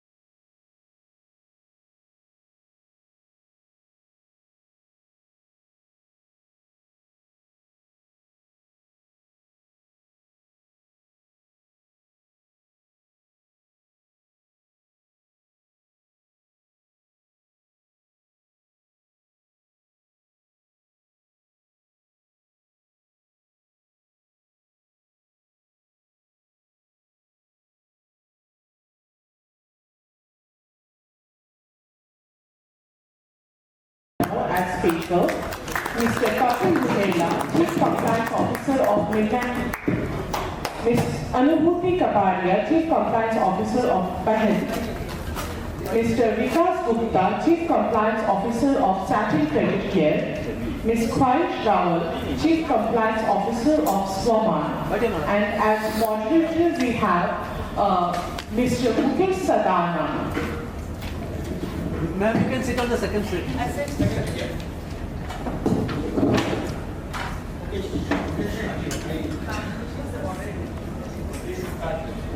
Now I will hand over the session to Mr. Mukesh Sa-Dhan. Thank you. I welcome all the panelists. We are running a bit late, so we will not keep you from tea break, but I think we will still need about an hour. 1 hour definitely you can take. 1 hour. 1 hour you can take. Yes. Thank you. So I think the discussion since morning has taken us through very serious thoughts about the role of compliance, especially in microfinance institution. In any financial institution, it is very important. But MFIs, the way the sector has evolved, especially in the last 10 to 15 years, the role of compliance has definitely increased. Looking at the list of the things that any MFI or a compliance officer has to take care, I was just thinking, how are they able to even sleep? But but here we are. So we'll hear from them their thoughts about it, and we have the regulator with us. So I'm sure people will be very cautious when speaking, but I would request to be very open, because this is a forum where we are trying to discuss and find common ground and ways how we can make the sector better, especially from the perspective of the borrowers. And so therefore the request will be to be open. Of course, you come from the risk and compliance side, so you know what are the risks of being too open, but at the same time not being too open, because this is an opportunity where we are talking more semi-formally, informally, so there's not much on record, nothing is being held against any entity. Rather than I introduce panelists, I request that if all of you can take us through a brief about your journey through the sector as an individual, as a professional. And then we will also try to understand from the MFIs, how do you as chief compliance officers of your respective institutions, how do you ensure that, and we have been talking about culture, how do you invite that culture towards compliance in your organizations? So we'll start with Sonali, your journey through the sector and how you have seen this evolve, and where do we start today, and then. Thank you, Mukeshji. At the outset, I would like to thank Sa-Dhan and Nimal sir and Amrishji along with the team for inviting me for this panel discussion and also participating in this conclave. It's like definitely we get an insight of the latest concerns of the sector.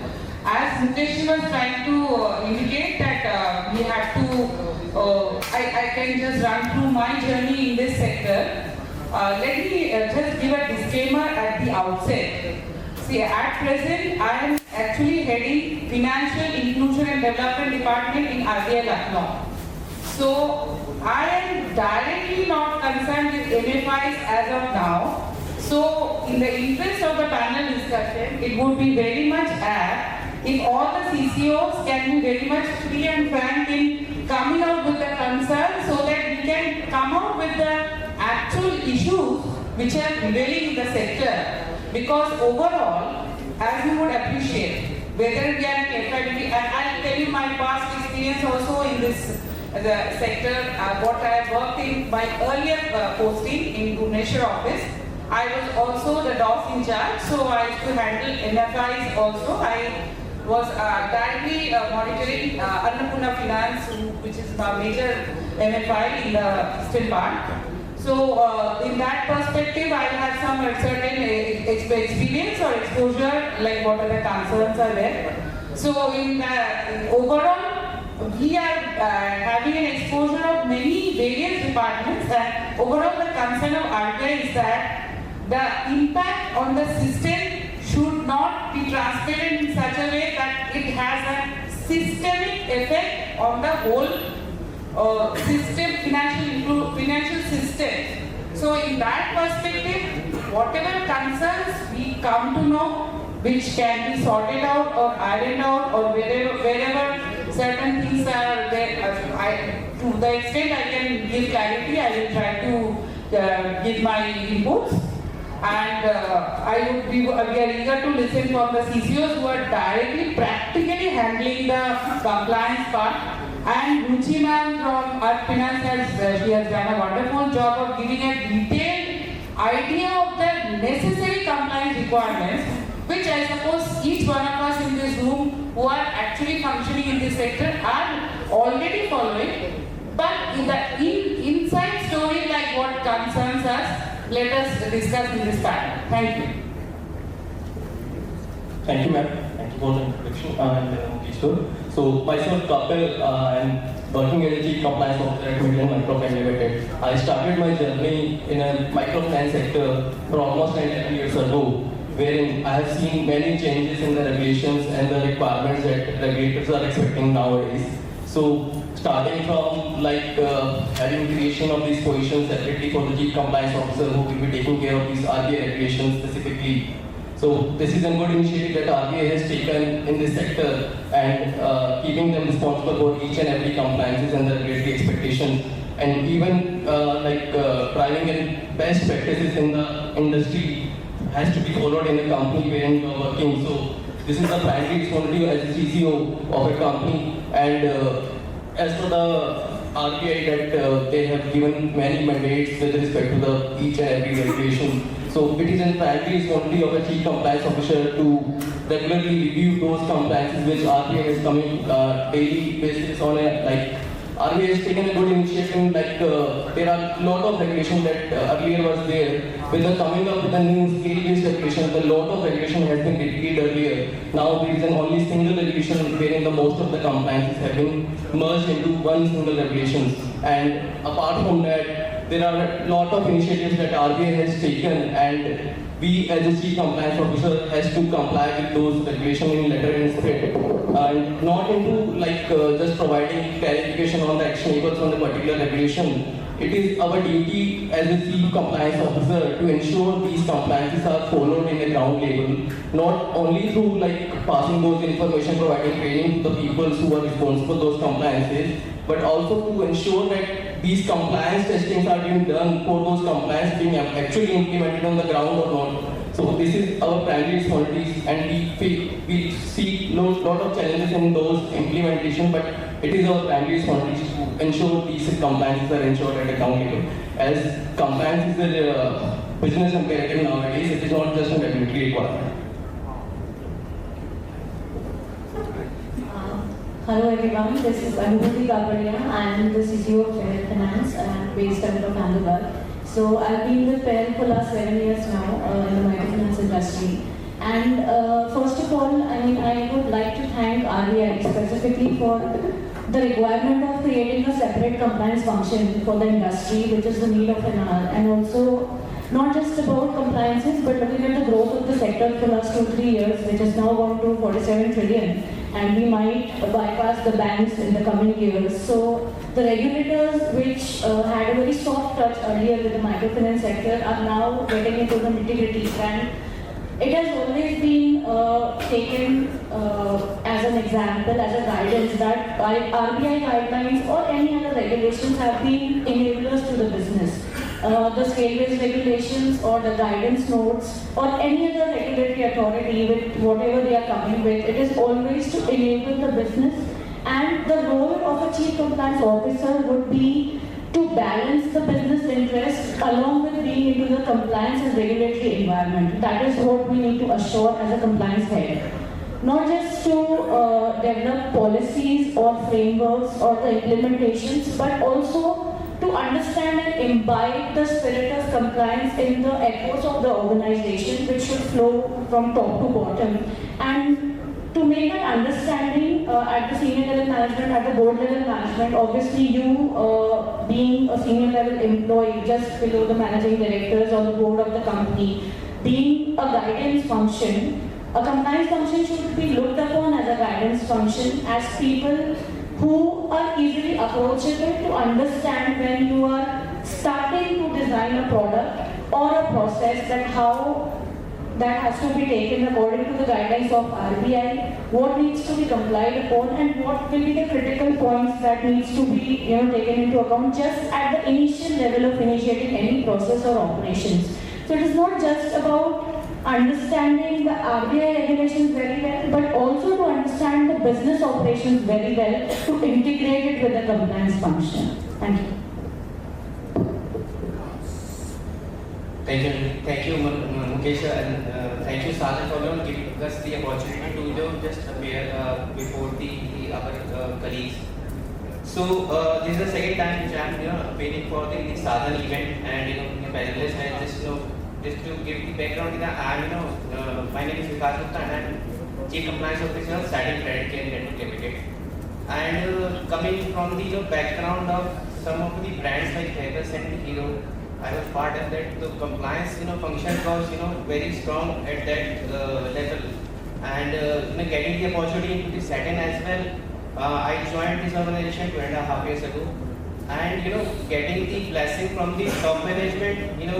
When I told at the starting of the financial year that the compliance is a cost. So again, my MD says, you are paying, you are just kind of the function. Again, it is correlating with Ruchiman's statement that it is an insurance premium which you are giving for the non-compliance event. So this is kind of the correlation for the statement as well.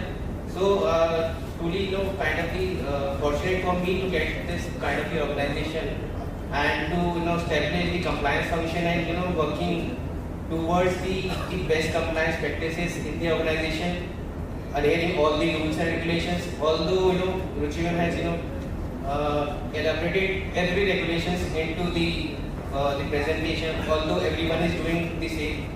But whenever such kind of presentations comes into the in front of the eyes, you correlate all the best practices with the organization, and you start thinking what are the good practices or the better practices they are going to start after going visiting going to the office very next day.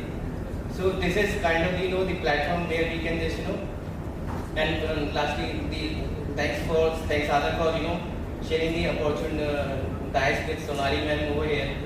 So the kind of the different exposure for us. Hi, I'm College.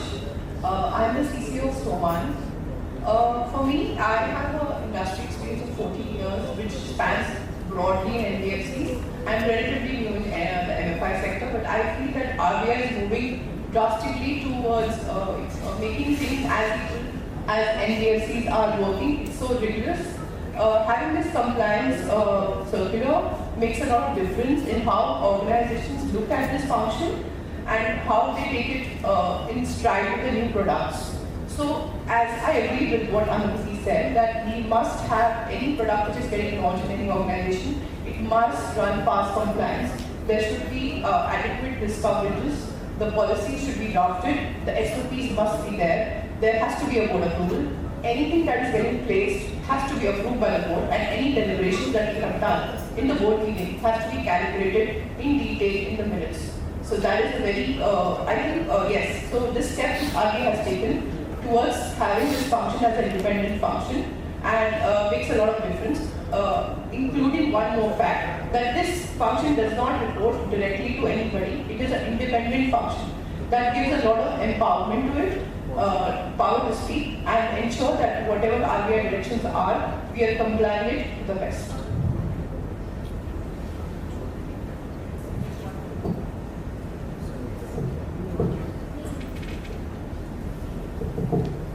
First round was quite, I'll say it's going very smooth, and if things between RBI and compliance are going smooth, there's much more that can be explored. So I'll play the devil's advocate. So my background has taken me both to business acquisition in a financial institution, and also on the product side, where we work very closely with compliance and legal. Usually, we've been talking about this, that compliance is seen more of a cost center. More than that, I would say compliance is seen mostly as a necessary evil, as a compulsion rather than something that should be there. But all sitting in this room also agree that compliance is becoming increasingly important in running a business such as microfinance. Now, there are situations where, and these are daily situations, where you have the choice between business growth and compliance. But the bigger question is, you have board approved policies and you have regulations. So the role is very clearly defined that we have to be compliant. At the same time, we are part of a business and business growth is a collective responsibility. Right? So, in your role as compliance officers, how do you balance this? And a related question is that, and I'm taken back to my old days of the product, where if there are different interpretations of a rule or a regulation, then the tendency is to take the more lenient, more business-friendly interpretation, so that if there's a fight with RBI, you'll say, no, but we interpret it this way, right? So let us understand first from the compliance side and then from the regulator side as to what is the view taken by the regulator in such instances, and how do you deal with this balancing business with compliance. Maybe we can start from the other end. I'm very much aligned with what you're saying. There's a lot of instances when people come and ask us, they can take the other side of the law. There are two interpretations to it. But as a compliance person, we know where the law is, what is the spirit of the RBI, what exactly they want us to do. And if there is a discussion on that, we will be very upfront about it actually. If you have a strong compliance team, they will not be the most probably loved team in the company, but yeah, they are strong. That's the reason they are in that situation. So you have to be very upfront and talk about it and put your opinions on the thing. If you are silent and let it go, then probably you will get it from the regulator in the future. So I would say, there is no such requirement of this kind of making the balance, because after just coming from the RBI's actions, business are also very aware of that. If you are not complying the rules and regulations of the RBI, although we are doing our best to comply all these things, but yes, business are also aware of all this thing, that whatever the policies which we have prepared and approved from the board, that you are not going to adhere those policies in a true and spirit manner, then it would goes to affect the whole business, whole organization. So again, we are closely working closely with the business, that what are the products and what are the requirements of the business. Accordingly, we are just framing the policies into the organization, considering all the factors in the market, or considering all the risk available while doing the business. So I think there is kind of the correlation with the business as well as the compliance or the risk or the audit. So all these things are correlated to each other. So to answer your question, recently the penal actions taken by RBI would take that into consideration. Charging something or penalizing merely 4 entities, it is enough signal for the whole industry to understand that what RBI is looking upon. And it is not just the expectation from the compliance officers, it is at an organizational level, that how do you conduct business which is compliant, as well as you are not restricting the innovation in that business. So if I really talk about balancing, now looking at the criticality of compliance, looking at the penal actions taken by RBI, looking at the daily interaction, daily intents we are receiving from RBI, there's a lot of data churning done by RBI right now. Every day there are at least 2 to 3 mails we are getting for a lot of data. The team has been more robust. The team is really very quick on analyzing your data, giving you the feedback. So now the business also understands that it is really important to sustain. If you really want to sustain, you need to be compliant. It is non-negotiable. So now you get a lot of, I see in my organization, a lot of cooperation, a lot of insight coming from the business to have a consultation with compliance, that really if we are going with a business model or with a new product or a new process, what are the inputs or what is actually the intent of the regulation. It is not just about what is written on the paper, but to understand the intent, the spirit of the regulation. Because what I believe, if the regulator is silent about something, that does not mean you are allowed to do it. That basically means you should not. Or if you are exploring, you really need to consult the regulator as well. Because RBI, if you say about a differentiated approach on interpretation, RBI has been very open in accepting the interpretations where they are comfortable understanding your logic. That has been my experience in my organization, that they are very open to accept what is coming from the regulated entities as well. So to maintain that balance, now there is a lot of seriousness, there is a lot of cooperation that business teams are giving to the compliance teams, and they are working together as business enablers for the organization. So, in my opinion, business and the compliance has to be driven simultaneously. So, we cannot run business without the cost of compliance. The compliance has to be ensured, and the recent actions by the RBI can give you clear indications that what RBI is expecting nowadays. Earlier there was a concept of comply or explain basis. Now there is no concept of explaining those non-compliances. So there is only the action that RBI is going to take on any non-compliances.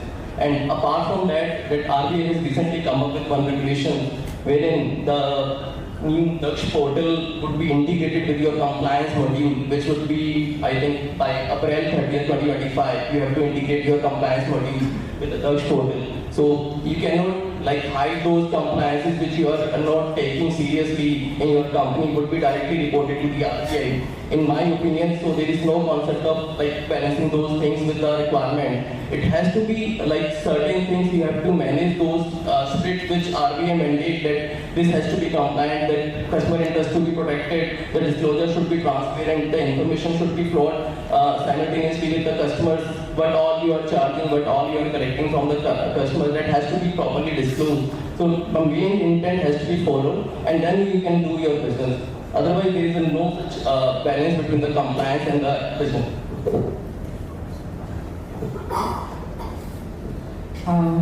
Actually, I've been hearing about the compliance, what has been done at the companies, and all the four of them have indicated about their compliance of their companies as per the regulation.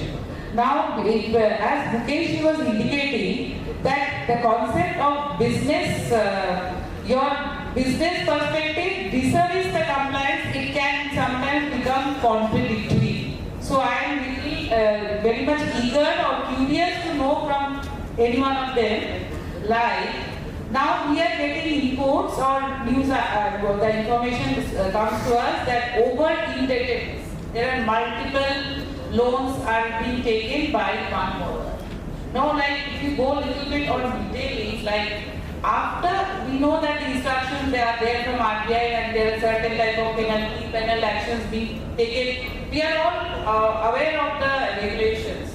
But consequent or subsequent to those regulations, whether each of the companies, I'm eager to know whether you have structured your products or your business targets in a way that it is not hampering your business, your growth or your profits, and it's not only a push effect and leading to over-indebtedness and making that the borrower is not able to pay back. So that is the major concern of RBI, which has been indicated or mentioned by our Honorable Governor, RBI Governor Shaktikant Das in the October policy. To read out the wordings, what he has mentioned, that due to usurious interest rates, over-indebtedness, and also another concern which we can discuss later on, but we can also reflect on it, that recovery practices are also very irregular, not in consonancy. We all know we want to comply, we know the guidelines, we know the regulations.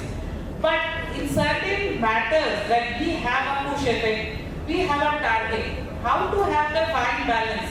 It's very easy to say that we are balancing, but whether we have structured out, so that is my query from my side. Because see, don't think that because RBI is there, I don't have any power now to just imagine that. It's only that how you are actually practically going into the issue. That is my query for anyone, whoever wants to. We have initiated sample tests. We are sampling the customer loans, what it owns, you mentioned. Also you can take that. I'm sorry. Mine. So, ma'am, you are cutting the number of borrowers. No, cutting, ma'am. We are doing a sample check of the existing loans on a continuous basis to monitor the practices which are there. If there are anything which we feel is there, we will not see anything. Apart from that, any statement from the governor or from the regulator, any penalty which is coming to any entity, including NBFCs, HFCs, all the entities, banks also, we are monitoring it very closely, and we are probably, I think compliance is a joint responsibility. We are educating the teams, the people in the organization, the board, that need to have these things in place on a regular basis. So this is how we are monitoring it, ma'am. For example, KYC also, we are monitoring the KYC of the customer. The grievances, we have ensured that there is a slide which is going in the board, so people are more aware that yes, it's going to be reviewed by the board, and a lot of responsibility is, we are trying to push it to the respective heads to ensure, because this is a joint responsibility. And as you correctly said, thank you, ma'am. You said that you are trying to follow it like so. Key fact statement also is now getting a lot of importance. Yes. So whether we are following letter and spirit, whether that is being discussed, still in the boards also matters. Yes, ma'am. So like that is my indication that we should be more or less practically trying to align the policy along with the guidelines. Absolutely right, ma'am. And KFS, we have in fact ensured that we are giving vernacular, because again RBI has said, Fair Practice Code, you need to have vernacular, all languages, and we ensure that we have all, we are in 12 states and we are in almost all the languages. Thank you. Just to add to what Monisha said, so ma'am, majorly the challenges of indebtedness and all this is coming because of maybe false household assessment that we are doing, therefore the challenges that we are having.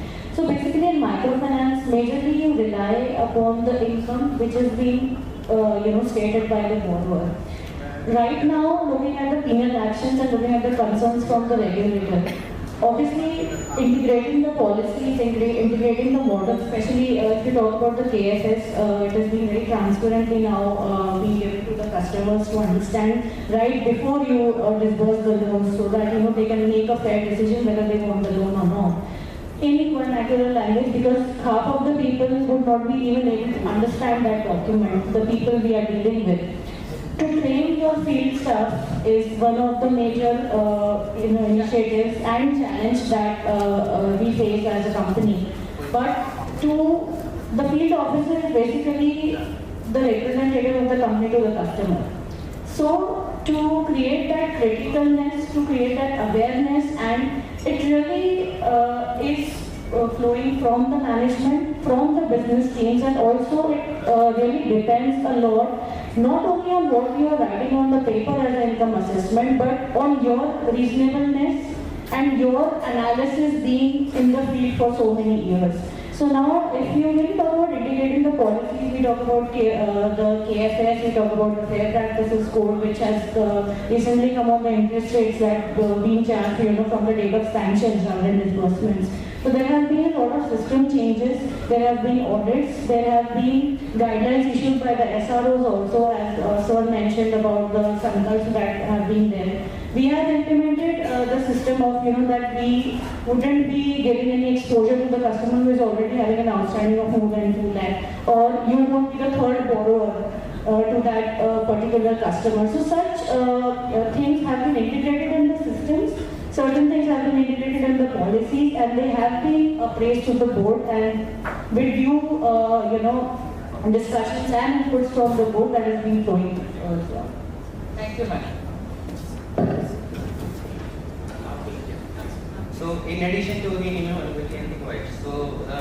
is really kind of a fortunate person that our CMD is kind of the veteran of this MFI industry. So, before the implementation of these guardrails, which, talking about this over-indebtedness, so we, very kind of meaning of, kind of the over-indebtedness structure. Even if I'm just disclosing on the fact that we are having a high rejection ratio in case of the KYC. In case of any of the KYC is not, just matching the we have rejected the case, right? So, not giving loans to the delinquent customers or so. So we have taken all such steps, to whether it is going to affect that business. But yes, when there is when you are adhering the guidelines, you are going to just do the business smoothly. So it is the kind of the strategies which we have to adopt within the organization to do all such kind of businesses with kind of without internet or kind of the valuations integrator comes to you and kind of the giving you such kind of transaction that you cannot do such kind of thing. So you have to take all such decision proactively within the organization. Thank you. With respect to this indebtedness and limits and that SROs has issued certain norms, we can fix certain limit in our LMS system wherein these restrictions can be put at the front end, and by providing trainings to the field employees, we can restrict those practices in the field. I think again it sounds like we are talking about the utopian world. We have already reached that. I would disagree. Because when you look at the same thing from the business side, so let me put that just a couple of days ago when I was filling this examination form for my daughter for the university, you have to fill in the name in English and the portal will translate it to you for in Hindi. I would like SADANA. Now in Hindi we pronounce it as Sa-Dhan. The portal threw up Sa-Dhan. My daughter said, "Papa, ये तो Sa-Dhan नहीं दिखा रहा है." तो मैं नहीं दिखा रहा है, कुछ नहीं कर सकते हैं. You have to go with Sa-Dhan, right? So one question about rejecting cases for KYC. The other from the I mean, there are genuine cases. Business things that those are genuine. Compliance things, no, because there is a board approved policy, so we should not go against it. Now, board will not get into all the nitty-gritties of things. For example, when I was with the bank, one very frequent situation that came up was for the defense accounts. Signatory would be a captain or a major or a colonel, and you won't get a proper KYC the way the banks require. Now there are these security issues.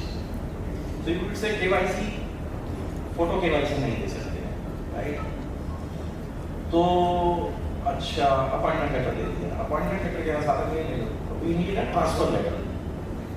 So they would say, no, we cannot provide a transfer letter because we cannot disclose from where the person is coming and where he is posted. Right?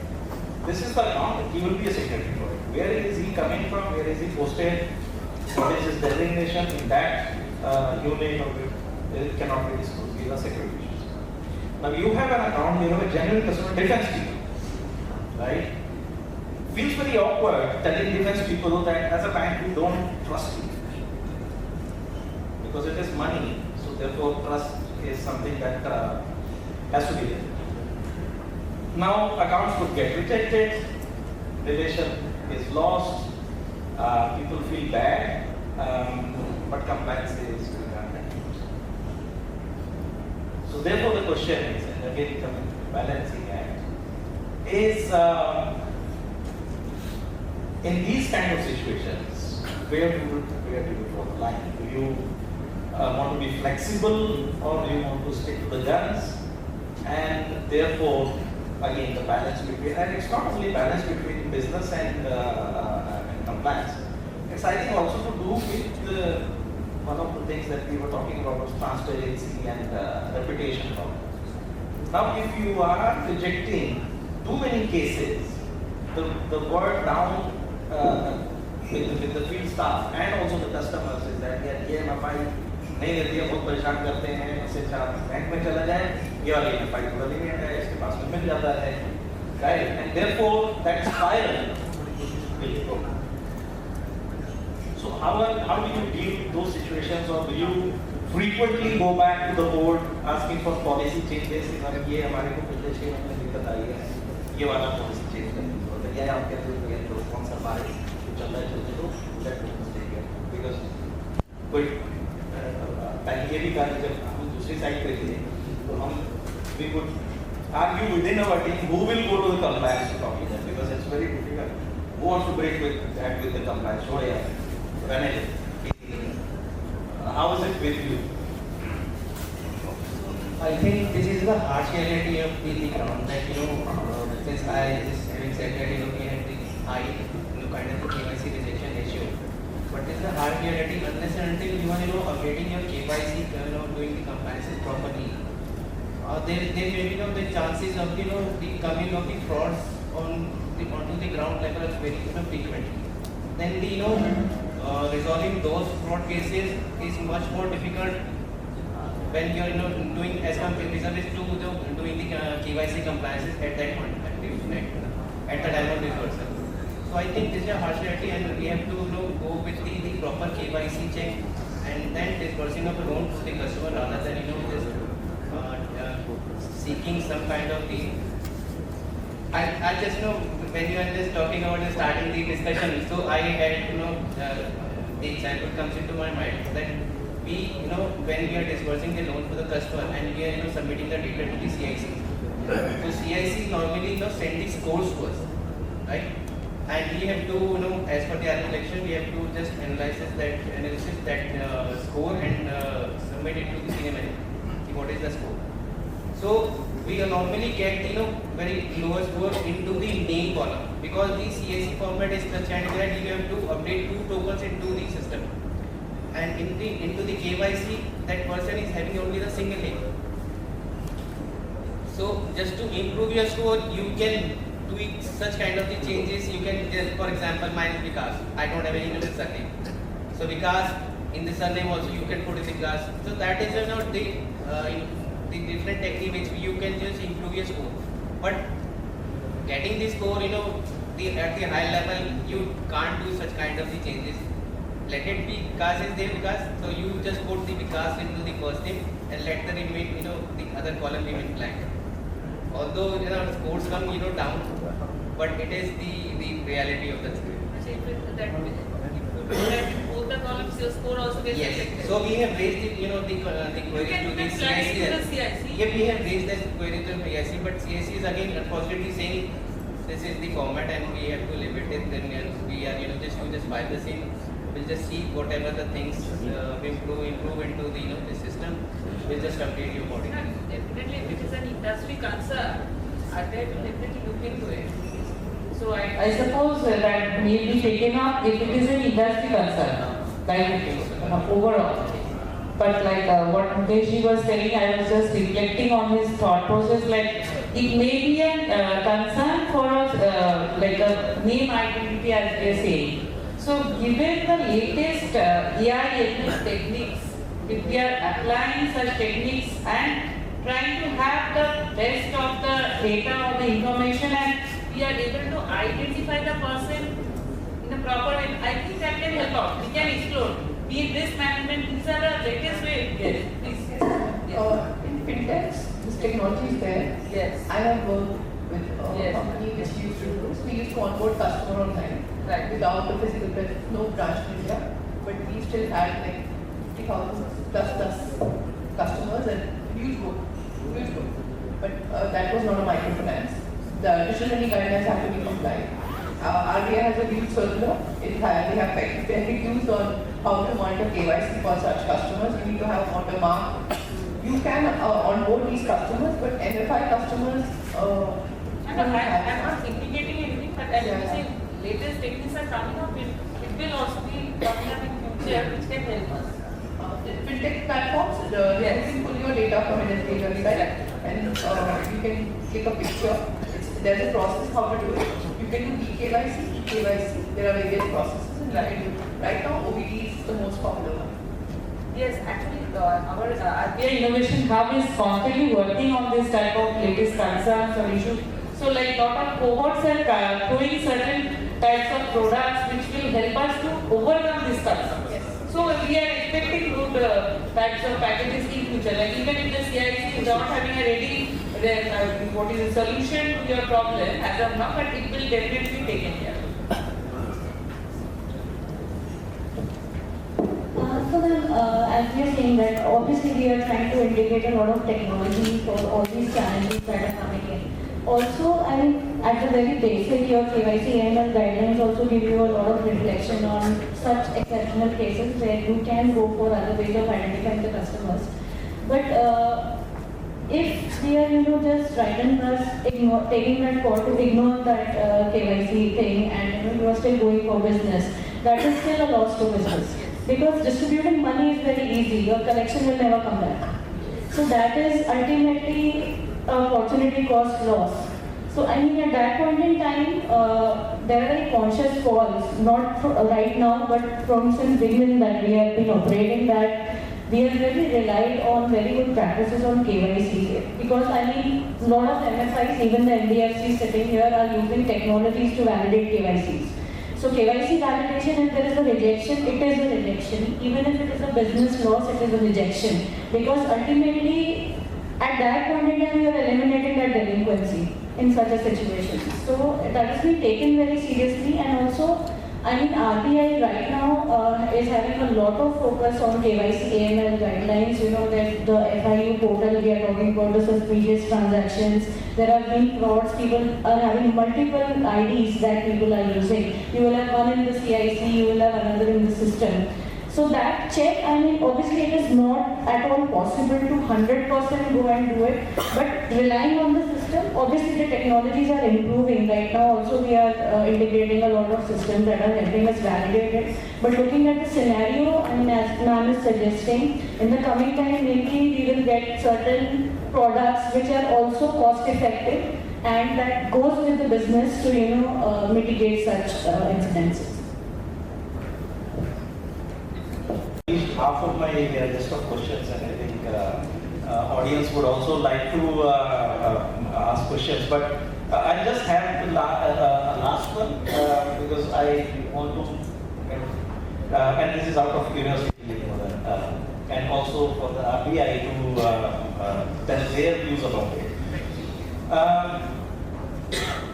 When we drive and we come across a red light, we usually stop. But there are people who are still driving across, and 30 seconds, 40 seconds later, even your kids question, Papa, क्यों कर रहे हो? बाकी सब लोग निकल रहे हैं, आप ही को दे देंगे red light. निकलो आप ही. Do you come across these kind of situations that you are being unnecessarily strict while all other MFIs are doing the same? Why are you stopping us?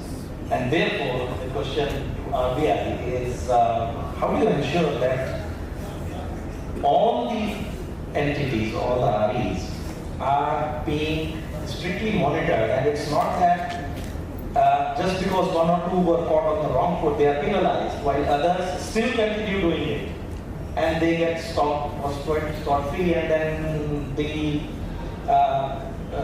view is that जो पकड़ा गया वो चोर, जो नहीं पकड़ा गया सावधान, right? So how do you ensure that? And from your side, have you come across situations, and how do you deal with those situations where you are told that बाबा सब लोग कर रहे हैं, तुम क्यों नहीं कर सकते? I think let's hear from the MFIs first. Yes, Yeah, let's hear. Then I can. Yes. Please.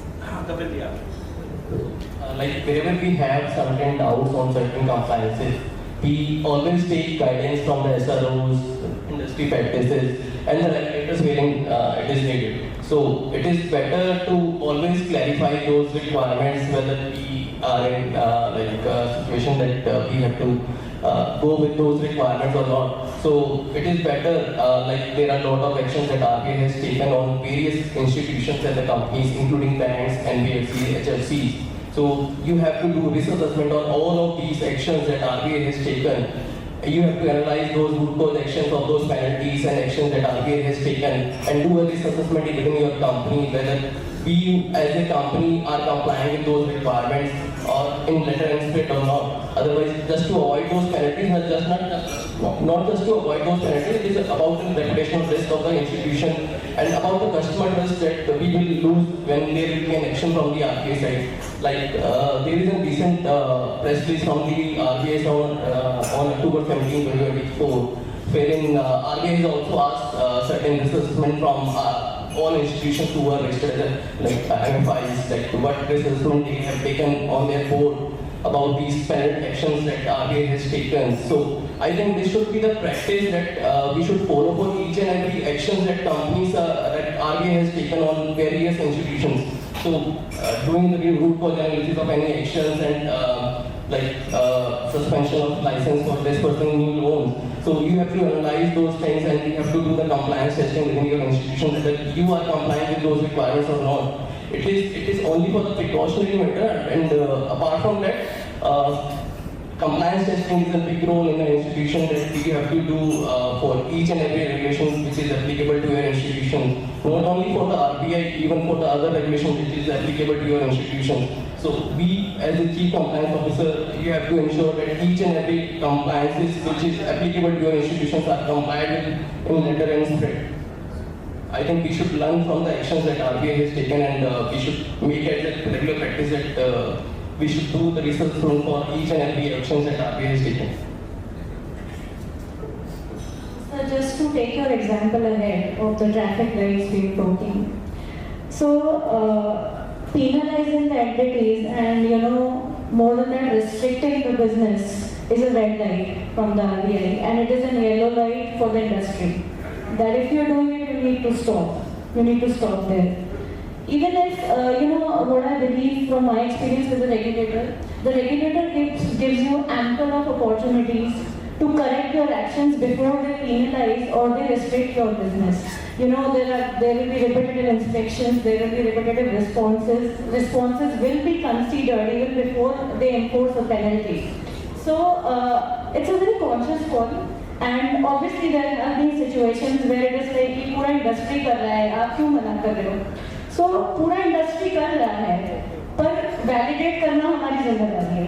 And your regulator, by giving you so much of independence and so much of assurance from themselves, you are independent enough to go to the market, to go to the regulator itself, to ask about the interpretation and the implication. It may not be a very serious implication. It may not be something which will penalize, but the thought process needs really to be aligned not only with the regulator, but also at that point in time when you have already crossed the signal and there is a penalty, your reputation is eroded. And you are already in the list of companies which are penalized by the RBI. So you will always be in that monitoring. Your disclosures will have that thing. It will be in your financial statements, it will be on your website, it will be published, it will be in the records of the RBI annual statements.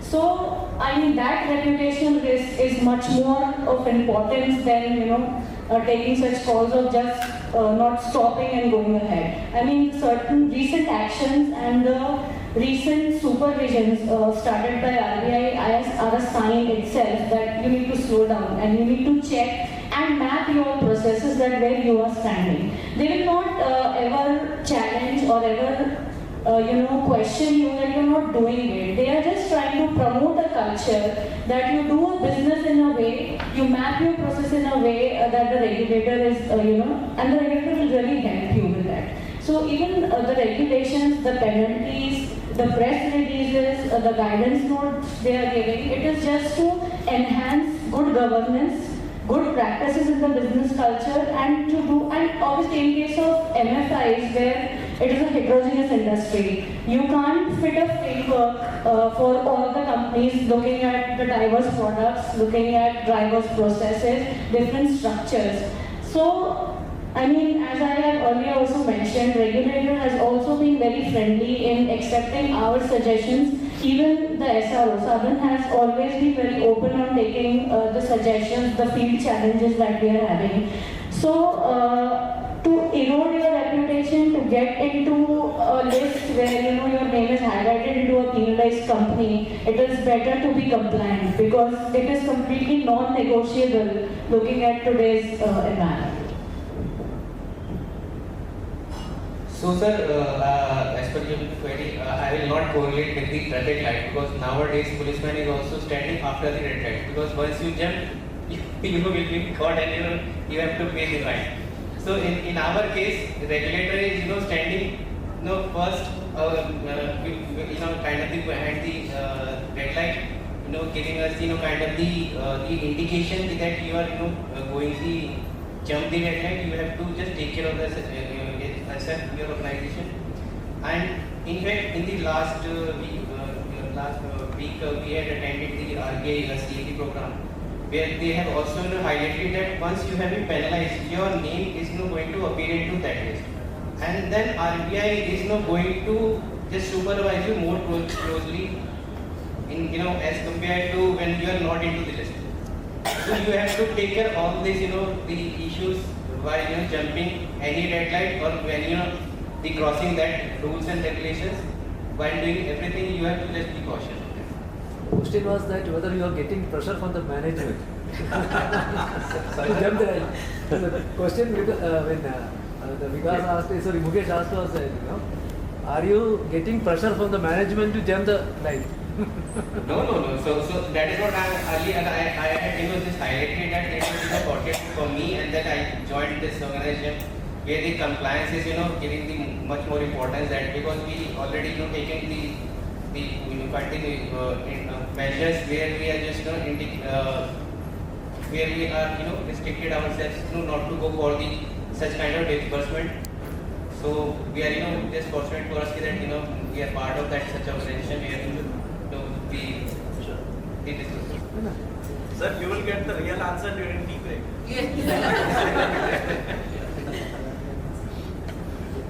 Okay, so ideally, I think reputation risk is very high. If something goes wrong, your name, as he said, name will never be erased. Today, if you go back to any year, you can find out what has happened with you. It will never be removed. So it is a cost you have to pay. In case a management pressurizes you, I would say you have to be very fairness about it.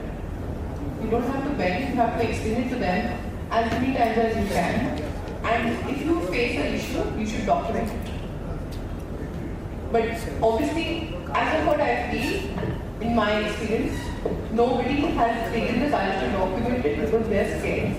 Everybody is scared, they are just pressurizing. If you say a big no, they will not do it. Thank you. All these chief compliance officers have given the indication that everybody is law abiding. Now I would like to just take an analogy from what Mukesh has told, that traffic light.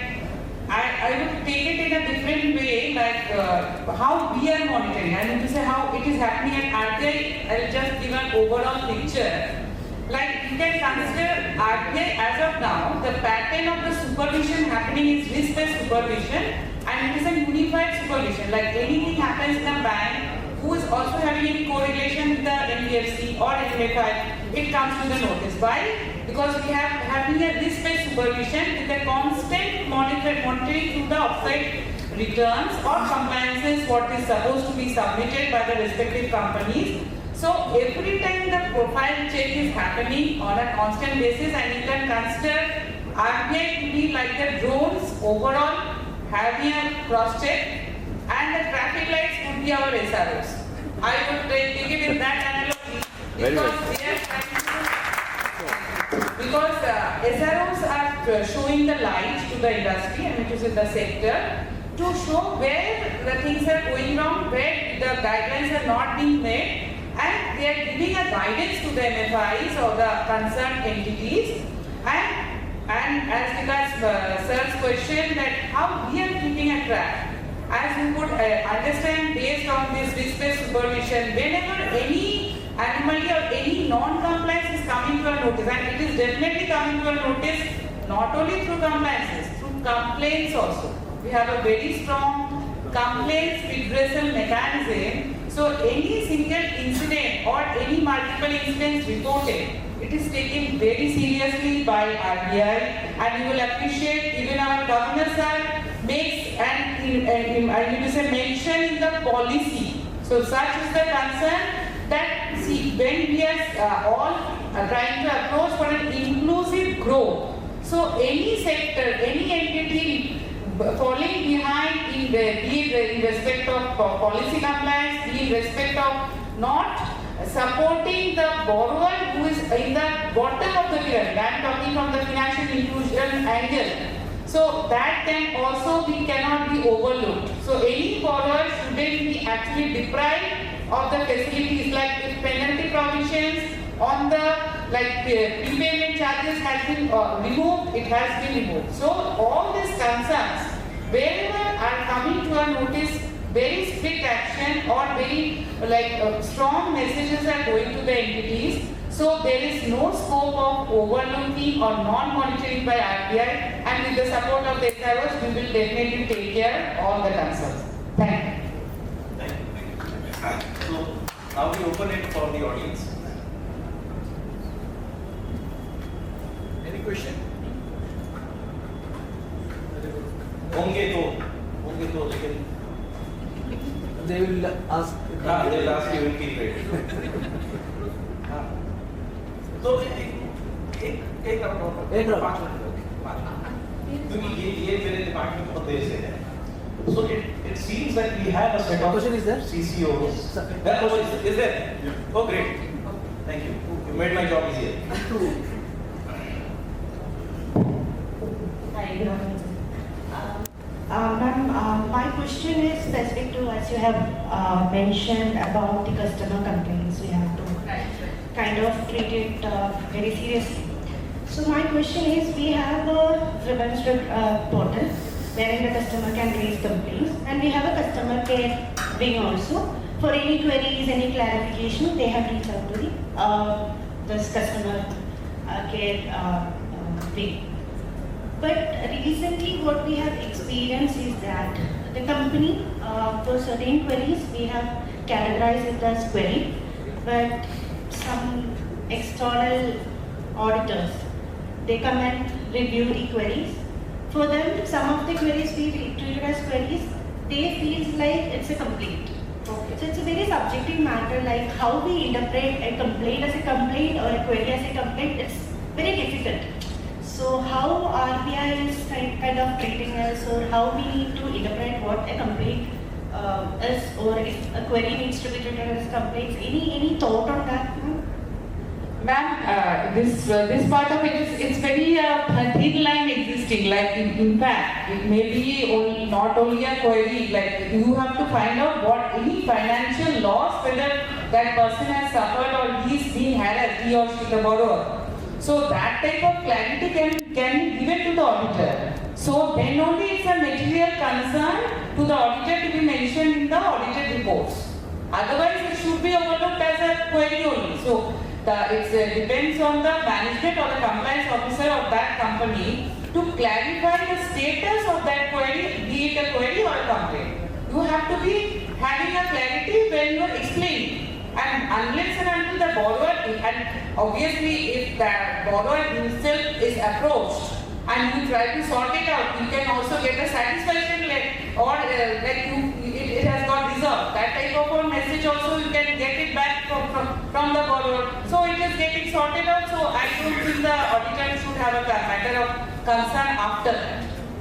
But if in case also we have given adequate responses or justification to the support things, even though they have provided everything, they put it as an observation in their report, and RBI is coming for an inspection, and customer complaints is a very serious thing which RBI looks at.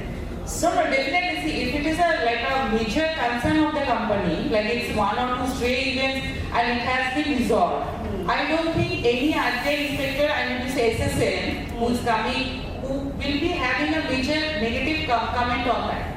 It may be a side-by remark, but it may not affect your rating or as such. So that is my approach. That is a trade what is happening. But how it has affected you, if it is like very serious, you can have refer it to our central office. They will take a look. Yeah, because it's a matter of interpretation, how the inspection officer is implementing and how the company is. If you have any specific query on any issue like this and which is not in your interest and it is not getting clarified even after giving enough responses, you can refer the matter to our RBI. And ma'am, one more question is related to the customer complaint only. So we have required to appoint an internal ombudsman who will take care of the rejected and partially rejected complaints. So the grievance team for them, if for example a customer has raised a concern regarding applicability of an insurance, whether his co-applicant or her co-applicant is kind of applicable for applying for the insurance or not. So the company, as per the internal policy, due to some conditions, they are not eligible for this insurance. So what the grievance team will kind of explain to the customer is that based on so-and-so policy, this co-applicant is not eligible for an insurance coverage. Then the customer is satisfied. We got a confirmation from the customer as well that this is satisfied. But sometimes what we have experienced is that during the inspection, RBI was treating it as a rejected complaint because we could not give a proper solution to the customer. You are just saying that it's not, they are not eligible. So it needs to be treated as a rejected complaint and should go to the internal ombudsman. So, but I understand your point. These are becoming like a little bit complaint-specific issues. If you really have any matter where you find that RBI ombudsman has made a comment or because it was closed on the pretext of being a rejected complaint, so that can be taken up provided it is really not a concern. If suppose the concern still lies, sometimes the borrower has many concerns which are not taken care of the company. So that matters. So maybe for that reason our ombudsman or internal ombudsman has made a comment like that. You can refer the matter when you have a clear-cut status of the complaint where it is not customer is not eligible. So if it is justified as per your board approved policy, then there is no question that but you can obviously listen to the complainant and on the first pretext you shouldn't have a rejection of it. That connotation also is becoming in a negative, taken in a negative way. So that will be the issue. Otherwise, if any specific issue is there, you can refer the matter to RBI, that will be taken care of. Thank you so much. Mukesh, I think you have one question. No, you can ask one person. We have consumed the time, so I'd rather let people take a break. We've been sitting for a long time since morning without any breaks. And definitely we can continue our conversation. So with that, I'd like to thank all the panelists. I think we have a very nice panel here. Thanks, Sonali ma'am, for being very open with your thoughts. And thanks to a very, very compliant and patient audience. Thank you. Panelists for the insightful discussions and deliberations. Now I would like to request Sohi sir to please come on the stage and present those panelists and speakers. Sohi sir.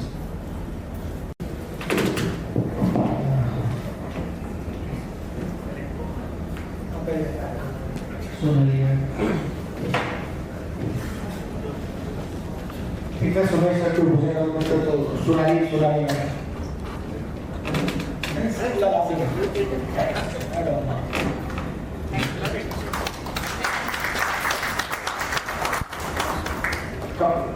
Now, sir, Kapil. Yes.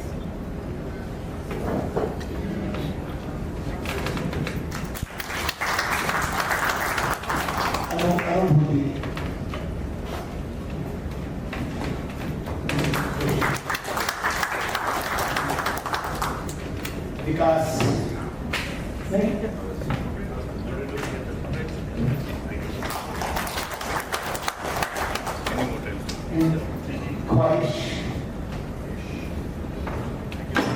And last but not the least, our moderator. Please come. Please come. Yes.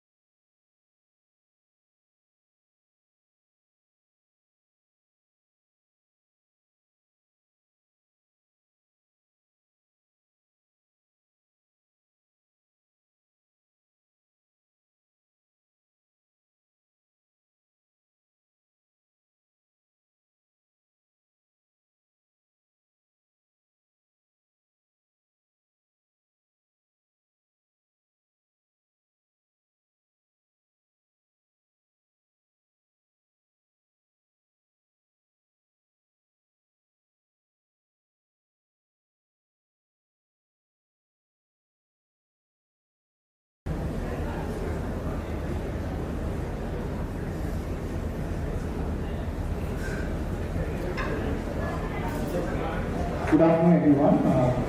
I welcome you all to this short presentation. As you're aware, Sa-Dhan as an SRO and Industry Association is committed in promoting compliance among member institutions. So in this regard, we do a lot of initiatives like collecting data from members on a quarterly basis. We also do a lot of field level visits to member branches, head offices to collect the practices that are there in the field. So based on that, we have few observations which we thought we can share it with you so that it will help the compliance officers. So firstly, as you are aware, in the present context, last 2-3 quarters, there has been some stress in field. Over-leveraging has been one of the reasons attributed for that. So this is the data from IMARC. So if you see, with respect to multiple lending, borrowers having more than 3 lenders, 4 lenders and 5 lenders. So 3 lenders, it was 10% in June and it was around 8.4% in September. 4 plus lenders, 6% and 5.5%. More than 5 lenders, it's 10% and 8.9%. So this is only microfinance loans. So if you add retail loans, this may go higher. So it may go into 15%. So this is the kind of over-leveraging that is there in field. So which we want to bring it to your notice. This is also one of the main reasons contributed to the present stress that is there in field. So seeing this, what Sa-Dhan did was we had a consultation with the CEOs of MFIs on we had it in July 23rd. So based on the deliberations with the CEOs, there were a few guardrails, some types that got evolved from the CEOs meet. So I hope you are all aware of this. I just wanted to again brush up with you so that we have already, as Ajit sir was telling in the morning, we are collecting the status of compliance with respect to Conclave from different MFIs. We have already, most of the index MFIs have already submitted it. Based on this, we will also again visit field and try to understand whether it is also being implemented in field. So first thing is related to over-indebtedness, where we say household with a microfinance exposure beyond 2 lakhs should not be given additional loan. So there is a cap in microfinance outstanding at the household level of 2 lakh. This is in addition to the RBI prescribed FOIL of 50%. Then next is related to CIC check. Every microfinance loan should mandatorily have, every loan should undergo a comprehensive credit bureau check at the household level. The CIC report for the client as well as the spouse. So it is not just the client, because what we find in field is some institutions they take only for the client, the spouse is not taken into consideration. And also we also see only microfinance loan being considered for FOIR calculation when the retail loan is being excluded. So this is something we want to reiterate. It should be a comprehensive and for retail, including retail bureau as well. Next is related to pricing. This is like there should be a transparent pricing policy which will include all the components like cost of fund, operation cost, risk margin. There needs to be each parameter needs to be defined clearly, and there needs to be a minimum maximum percentage for each of the parameter, and this needs to be reviewed on a regular basis. So this is something we have reiterated in our Sangha. And the processing fee should be capped at 1.5%. So this is a guideline 4. Guideline 5 is not lending to overdue borrowers who are having DPD above 90 days and outstanding more than 3,000. We also want, as a best practice, we also want MFIs to follow not lending to 30 plus DPD. So this is a desirable thing, but mandatory is not lending to NPA borrowers 90 plus days. And the final one is end-use verification of, the sixth one is end-use verification of borrowers. So of late, this has been not been happening. We thought that this is also a very, the CEOs felt this is a very important aspect which needs to be followed. And the last one is being part of the Equifax Employee Bureau and doing mandatory reference check before recruiting field level staff. This again, we thought that there's a lot of attrition happening right now, and a lot of complaints have come like reference checks are not being done, and employees who have done fraud in certain institutions are being recruited in other institutions. So to check that, this has been reiterated. Now I would also share a few points based on our field level visits. As we know, like Sa-Dhan as an SRO, we do a lot of field visits as well. So based on our observations, we want to share a few points. With respect to FOIR and readiness cap, what we find is there are some relaxations given to existing clients. So new clients, though many institutions follow the FOIR and readiness cap, to existing clients there are relaxations given. So this is something we find is a gap in the compliance. And with respect to board approved policies, whatever parameters which are reiterated, which are emphasized in the regulatory framework, there are several parameters emphasized in the regulatory framework which says needs to be part of the board approved policy. We find that certain parameters are not covered. Like though some of them have board approved policies, some parameters are not included in the board approved policy. This again we wanted to give you a notice. Taking CAC report for spouse and other members. And we find that when we go to field, we find CAC reports are there, but for FOIR calculation it is not being included. This is also one thing we find. When we go to field, we ask for CAC report, it is there. For spouse and client, it is there. But when we look at the FOIR calculation, indebtedness calculation, that is not taken into consideration. So this second we want to bring you a notice. Reviewing interest rate regularly, parameter-wise cap, and outliers. So this again we saw in the recent RBI action against QMFIs. Like wherever there are outliers, RBI is very particular about it. Data sharing is one other thing we want to reiterate. Though many institutions have started following daily data sharing, still we find some institutions are doing monthly data sharing to CACs, quarterly data sharing. This again would bring a lot of gaps in ascertaining the indebtedness of the household. So this again we encourage institutions to strictly follow daily data sharing with the CACs. Income assessment, like RBI emphasizes a lot on income assessment, but what we find in field is when we go and do a test check, sample check, in a group all members have same income. So this is something we want to bring a notice. Like 2-3 groups also we check, everyone is having same income, same expenditure, there is no difference. So this is also something which needs our attention. If through audit teams we can ensure like it is checked, and because at the documentation level if this is there and the RBI finds this, I think it's going to be something not desirable. And providing key fact statement, I think this is most of you already implemented it, but some areas we find it is not mentioned in local language, and also like in some areas like the all-inclusive interest rate is not given properly. So this again needs to be looked at. Bundling of third-party products, this is which is against the industry code of conduct. We also find some institutions providing OSPI cash and collecting cash for that. Like they are, instead of they feel like if it is rated upfront, it would the RBI or the SRO would know that. So what they are doing is they are collecting cash for OSPI cash while providing loan. This again would definitely be bundling. Though just by collecting cash, it will not be it will not be compliant to that. So this again is an issue we wanted to highlight. And with respect to the responsible lending, responsible client engagement to field staff, there is specific parameters, do's and don'ts. Like for the field staff, what time they can go for field, what time they have to return back, what all things that they should not talk to the staff. So these things I think in detail it is missing. Many MFIs we saw that in detail this is a bit missing with the field which want to bring to notice.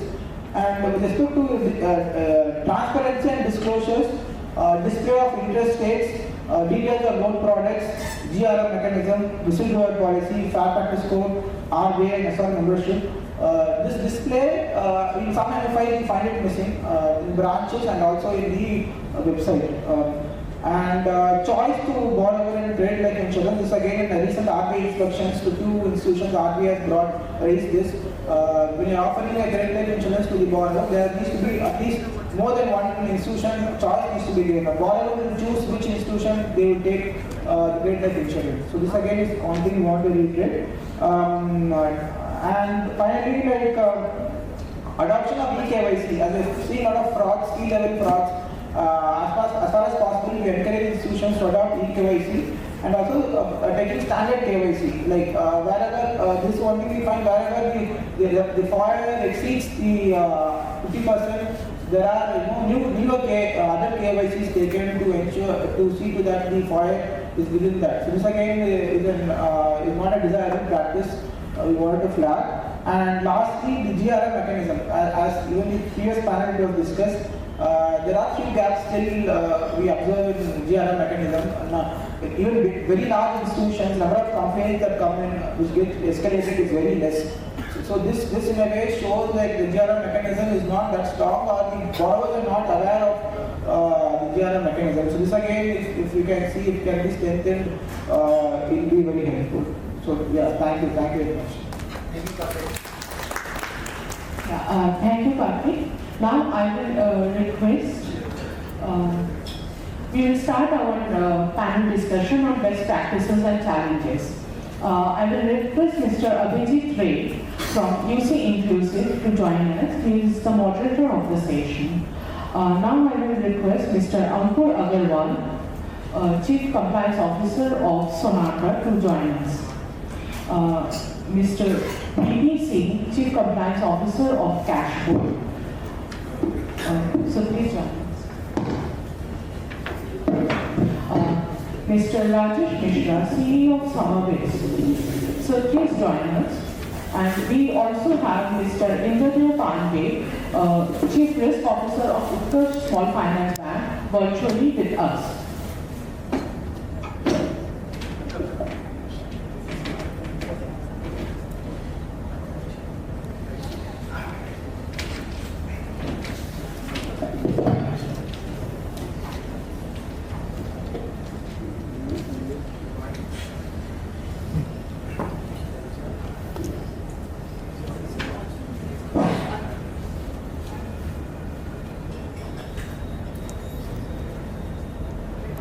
Am I audible? Yes. Yes, sir, you are audible. So I'll hand over the session to Mr. Ray. Yeah. Good morning, everyone. What a pleasant morning today. The winter, wind is not as chilly. I heard 2 days back it was much more colder, but our friends from Punjab told me the weather is much more colder there. Coming from Bangalore. Delhi is colder. Delhi is colder, sir? Wow, great. But the pollution also bad there. At least here the pollution is not there, which is a good part. So it's a pleasure and privilege to be here in front of all of you. Thanks to Mr. Mamin who entrusted a lot of confidence on us to share some of the insights of the industry and to see how we have moved towards an era of compliance, which is where we don't have a choice. And choice is what we define ourselves, right? So I think we are going through this very interesting phase where our industry is day in and day out becoming much more regulated and watched.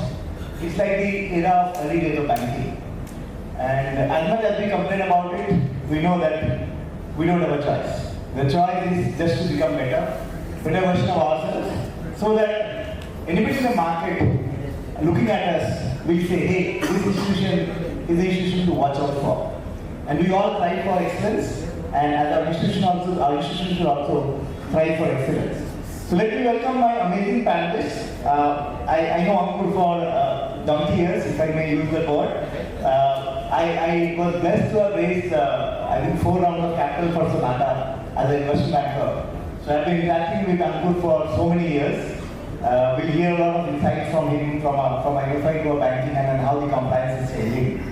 BB Singh sir, I think one of the veterans of the industry, being 33 years in banking, then last 16 years in cash for what a journey it has been. So he can share a lot of insights. And then Rajesh, a practitioner who has been there for long. We know each other for long. And I think online is Indraji. Indraji couldn't join us. Welcome Indraji, looking forward to learn a lot from you today. So to set the context, I think there are 3 things we should talk about. I think our, the Chief Compliance Officer and when RBI GM was here, they have shared everything possible probably under the sun today on compliance. But I will take it with a slightly different approach. Let's think of it. How practical are these compliances? Is there something we should do about it, right? Second is, we don't have a choice, so we have to see whatever is given to us today. How do we address that, or how are we addressing that? What are the challenges we see in that? And the third part of it is what we should aspire for, right? Because at the end of the day, as I said, we should be looked at as an institution which is respected, revered, and also liked by all, right? So some of the challenges, like very interesting when I was looking at the data, an insight was that a same client for the last 5 years taking loan from me, or let's say last 3 years, after the 2021 guidelines of RBI, when we said 3 lakhs, all the 3 years, the loan amount went on increasing, but the annual income remained, family income remained at 3 lakhs. Correct? So, is there some rethinking required there? Right? This is the first question I'll keep for a discussion at some point. Second is, when you talk of this 50%, I mean, we know in our housing loan, we have a 33% or whatever as a part of the FOIA. Now, why 50%? Why can't it be 60%? Why can't it be 75%? Why can't it be 40%? Right? Can we have a discussion on this from ISRO and the RBI perspective to say what we need to do, right? Because see, my maid who comes only once in a day, obviously it's like Bangalore, it's a bit costly, but she takes like, her income itself is, for the month is about 4 households, she works about 30,000, right? So, in any case, the income would be much more, the family income when you look at it, because she is not the only member who is earning, right? Is the definition appropriate?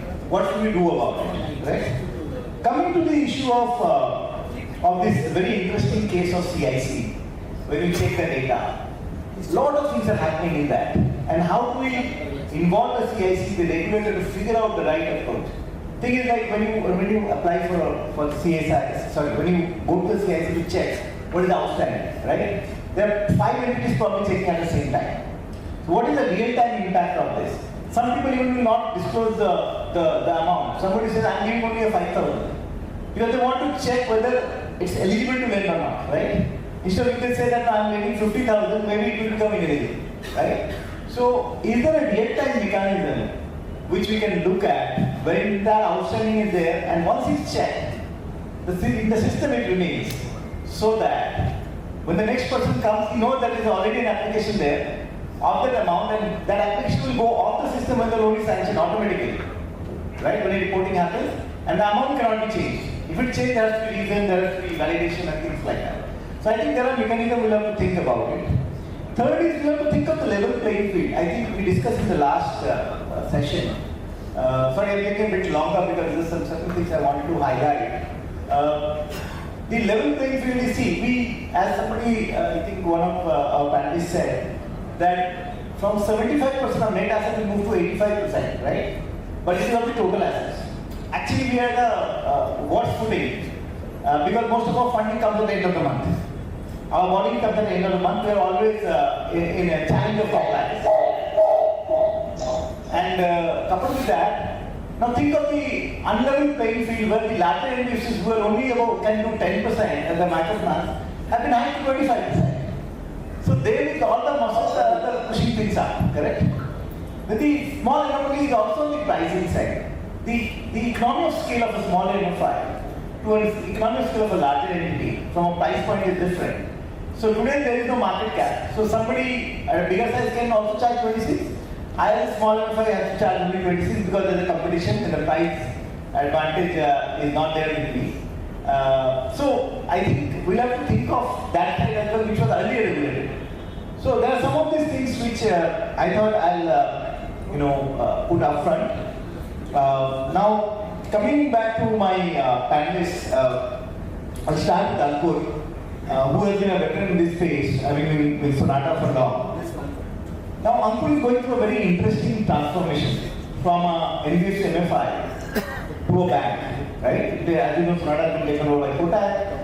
So let's hear from him how different from a compliance perspective it has been, and what he sees that what in MFI was easy or difficult, and how today MFIs can navigate. Looking at from a banking perspective, that bank is much more tough to manage than an NBFC MFI. So let's hear his perspective. Good afternoon. I'm working as a Chief Compliance Officer in Sonata Finance. Basically, before starting anything, I would like to say that compliance is not just a function. It is a foundation to trust. And for a microfinance industry, trust is like a currency for transformation. This transformation Sonata had in the recent past. We were acquired by Kotak Mahindra Bank, and specifically it was on 28th of March 2024. Basically, if we see that the company has been acquired by Kotak Bank, we see that it has been acquired and things now will be rosy, or like past would have been very good on all those things. But I would say that the company has invested heavily into compliance for any, if we are talking about the best practices into microfinance sector, I feel there should be robust compliance infrastructure. And for robust compliance infrastructure, there should be a dedicated compliance team who should take care of the regulations, like our panelists before were discussing about the compliance. There are more than 100 types of compliance which are applicable to any company. So basically, and we have been discussing compliance as a cost, but I feel that compliance is not a cost, it's an investment for a future. Like if Sonata would have considered that compliance is a cost, it wouldn't have employed n number of company secretaries. At one point of time, we were having around 6-7 company secretaries there. So we invested into that, and as a result, we were ahead of regulatory updates. I would say that we were making monitoring on real-time monitoring we were making, and there was operational efficiency which resulted in the company getting acquired by Kotak. And in fact, Kotak is a leading brand and financial institution, is a financial conglomerate, and they must have seen something in Sonata. That's why they came to Sonata and we were acquired.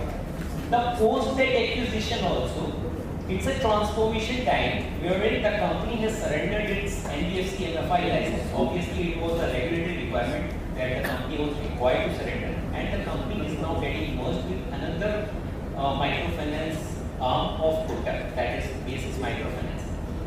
So we are into the transformation phase, and I would say that like whatever compliances we were doing as a microfinance institution. We used to think that we were making so many compliances. We were a debt listed company. We were reporting to the Reserve Bank of India for a number of regulations. But when we came to Kotak domain, then we realized that the number of compliances get manifold increased when we are reporting to a bank or we are a subsidiary of a bank. Like I will take an example, like earlier we used to look at the related party things for the directors or the KMPs or the relatives of the directors. But now we have got a list of more than 1,500 people for whom we have to see whether they are a related party or not. We are entering into any transaction, whether that transaction will be a related party transaction or not. Earlier we used to we used to close the trading window like for the insider trading code, and we used to internally we used to give instructions that no one can trade. Now of course we were the debt listed company, so there was no equity wherein trading can be done. Now we have a list of around 2,000 plus people, the KMPs of different subsidiaries of Kotak Bank and the main Kotak Bank, wherein we have to see that they are not trading into the securities. Even employees of Sa-Dhan cannot trade into the securities of Kotak Bank. So it is a drastic change from, I would say it is a cultural change from present what we were doing. Even we are still learning, I would say we are still learning. We used to every day is a new learning for us. Apart from that, I would say that we used to have a compliance department in Sa-Dhan. There was a compliance department, which was a secretarial department, compliance department, and a legal department. Now, when we move to the domain of Kotak, even the departments have various verticals. Like if we are vetting any agreement, so in Kotak there is a legal department which vets the agreement. Then there is a commercial department, the department to which that agreement pertains. That also and they have a ORM, the operational risk management, because as a bank they are exposed to many risks. And for every agreement, they have to look forward what types of risks they can pose to the company, to the group as well. So that's it. Thank you, Akur. Great to hear what are the type of challenges you see and how it's going ahead. I think all of us should understand that slowly we are moving to a banking side, right? Aspiration is to become a bank. If aspiration has to become a bank, I think it's better that we strengthen as much as possible and try to be as compliant as possible, right? Now, there's a very interesting debate going through where RBI is concerned about how we are treating our clients, right? And see the transformation. When I started Microfinance in 1994. That point of time, 94-95, that point of time we had weekly meetings that continued for more than a decade. Then we moved to fortnightly, now we moved to monthly, right? And what we lost in the process probably is that the connect with the client has reduced, because remember earlier days we used to go to the client household to interact with their husband, interact with the other family members. So there was a due diligence process, right? Today our due diligence is mostly KYC. Link it up. Are you spending time? Like earlier, the second half was spent to go and check on the family, right? I don't know if it's happening or not. People will be able to say better who are working on the field. So let's hear from Mr. Singh, because he has been a veteran and Casper has been known to be very close to the clients. So how do you see the change? Are we changing a lot in this aspect? Shall we spend more time with the clients? I know efficiency, cost issues do come into the picture, but has Casper anyway changed the early days of spending time with the clients, helping them guide on the business, and also talk to the families, and the involvement with the client was much more those days. Is it still the same? And what do you see from an industry perspective?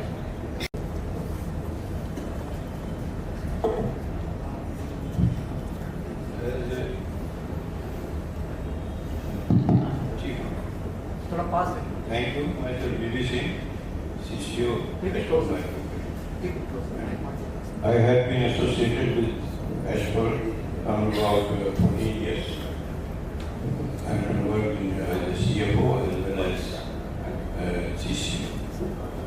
So you know that Ashford is a Section 25 company now, Section 8 company, and it has a vision and mission to work with within that history. So, as regards the client, we have a specific tool to select the client, and we still follow that, and we stick to that tool, which we say as per our students. So, we still following that, and we have no intention to change that. Further, as per has after this registration, we have changed our formats, loan proposal forms to synchronize with the RBI guideline, and we are collecting the information as per the RBI requirement. At the same time, we are testing our client and our tool stage, CHI as well as UPI. So we don't find that this regulation will bring any change in our approach, and we are still following that approach, and we will continue to work with that. And we don't find that there is any major challenge on cost or efficiency. Great to know, sir, that Casper still continues to be that housing index, what they used to do earlier, very focused on the client segment. Now, coming to Rajesh, been in the industry for long. Now, have we diluted a lot of processes on the ground because the competition is pushing us? Have we still been very focused on our client, or we not? What is your experience? And look at it from a compliance angle as well, because we have to educate them. We have to make it very clear that they can choose the periodicity of whatever product we offer, whether it's a weekly, monthly. But are we giving that enough? Are we so focused today on this, or we are just running after the numbers?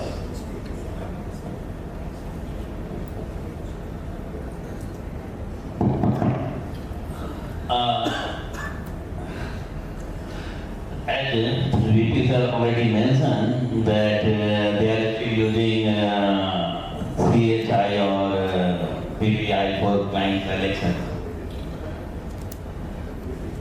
I experienced over the period of time, today we are claiming, and what intention of RBI is to financial inclusion. And we also claim that we are doing financial inclusion or like that.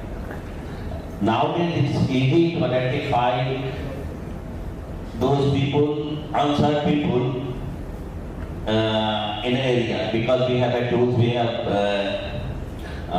technology, everything, we have reached infrastructure now better than before. But if we go back 25 years or 20 years, I remember a name of Asadullah Bhaiyan coming from Bangladesh to teach us microfinance. And some days when we come to village,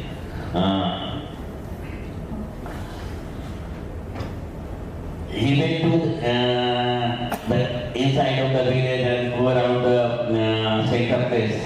Suddenly he come out, no, your guarantee is fake. I said, sir, I think this will be with the client who was already waiting for so long time. No, I have saw more than 20 pairs of slipper and sandals outside the gate.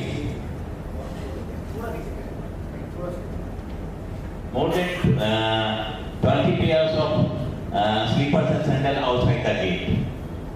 And you see nowadays when we have a technology and I intend to work with the unserved people, more than 20% of our clients come to our branch for accessing loan on motorbike. So these are the changes. It's not very, because at that time, our center manager visited to the village and tried to contact with the client. Nowadays, they don't search the client. Client search to our center manager.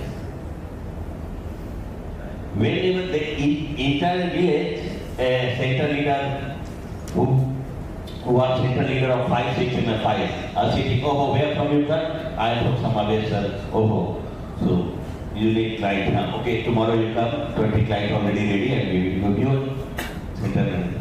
Nobody has a time to stay in the village and select clients and motivate them to.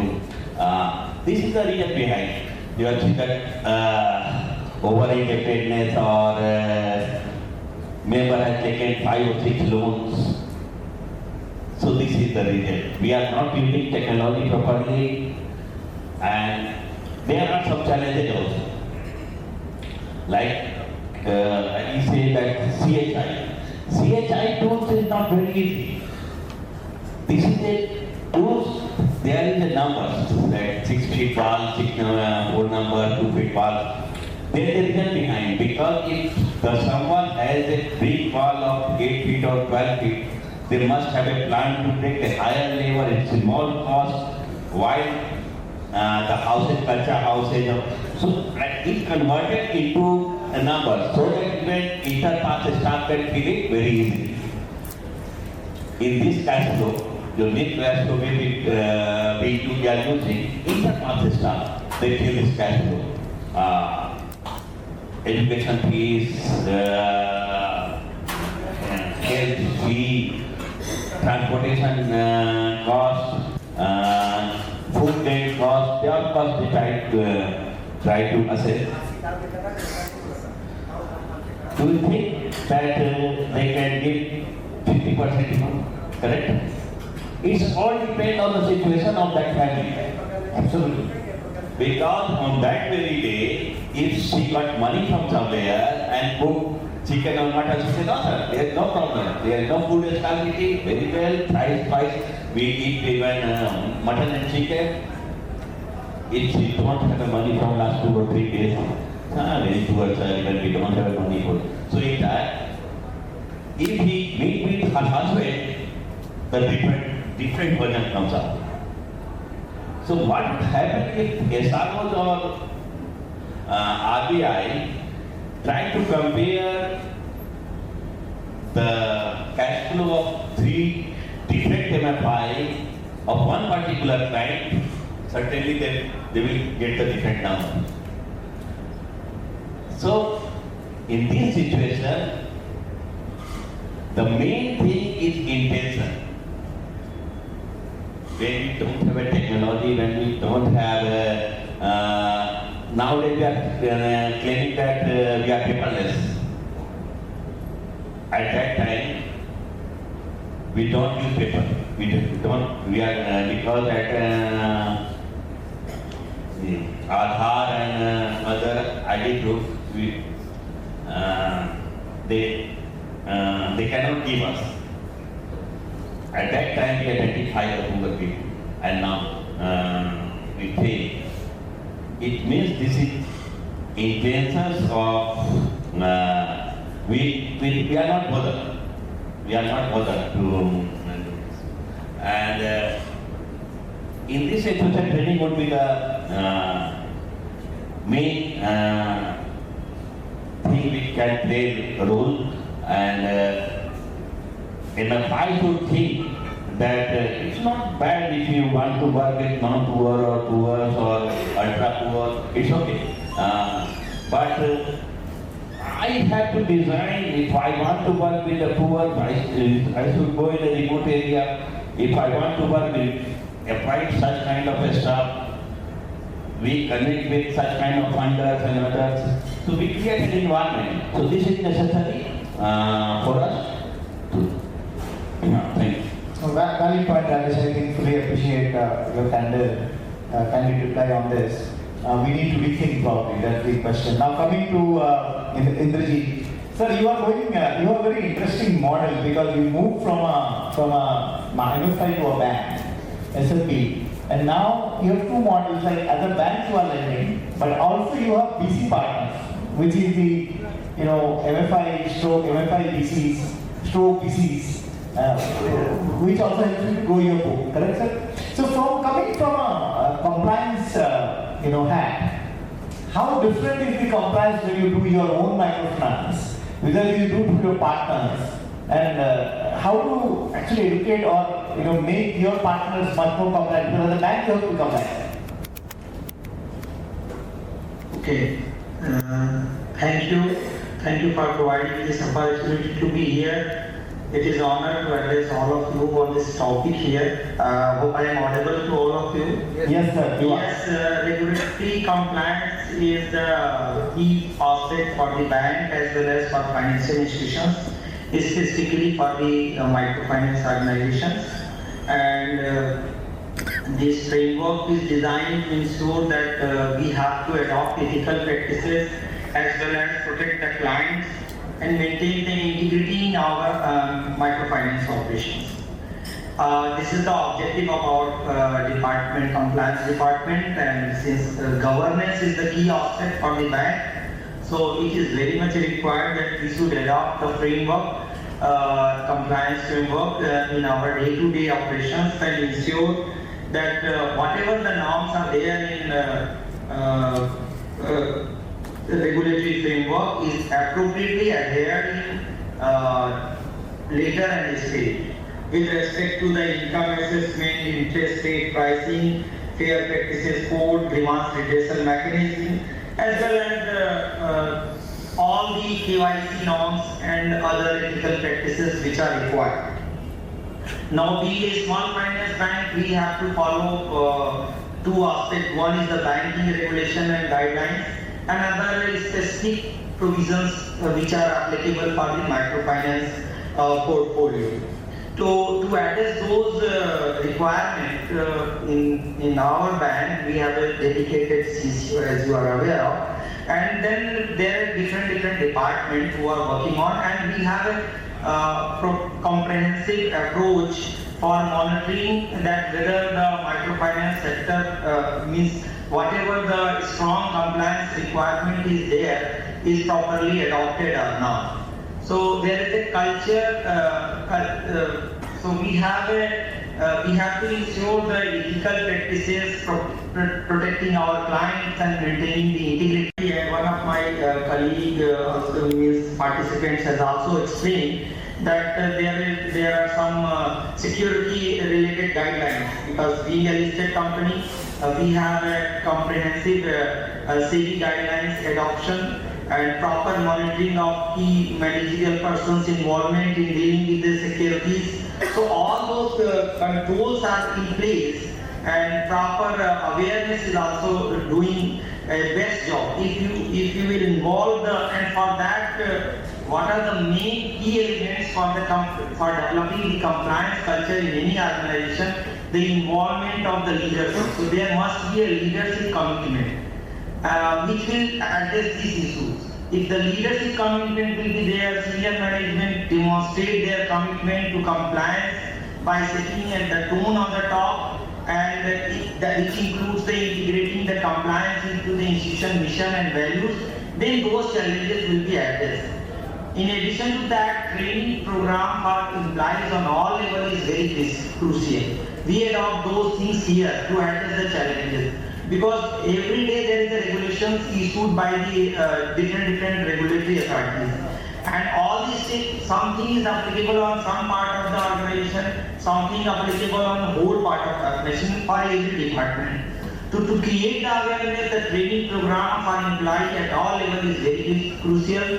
Regulatory requirement, ethical standard, and institutional internal policies is required to be covered in all those training programs.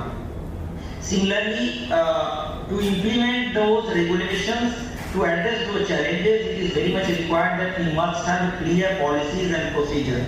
So there is a process in place which ensures that if any regulatory guidelines are there, then we have to check whether there is any existing policy already there or not. If not, the policies are not there, we have to develop those policies and accordingly reviewed and then implemented. Open communication, monitoring and accountability is also very much important to address those challenges. In addition to that, we also adopt the tool of compliance testing, which is very important for improving the compliance standard. So compliance testing is a critical critical component in enhancing the compliance standard within the organization, whether it's microfinance portfolio, specific guidelines for microfinance or requirement for small finance bank. It also involves the systematic review and assessment to ensure that institutions' operations comply with regulatory requirement and internal policies. I'm not confident that because the audio is not very much clear, whatever the discussions are there. So I hope that I can address these things. It's a general statement because a specific question is not audible to me. But considering the topic, that challenge we are facing and how to address those things, I am elaborating and I am explaining all these things. And if the proper compliance testing will be there, then we will address the, identify the gap and weakness, enhance our risk management and involve the, and also improve our operational efficiency and avoid any type of goodwill impact due to non-compliance of anything.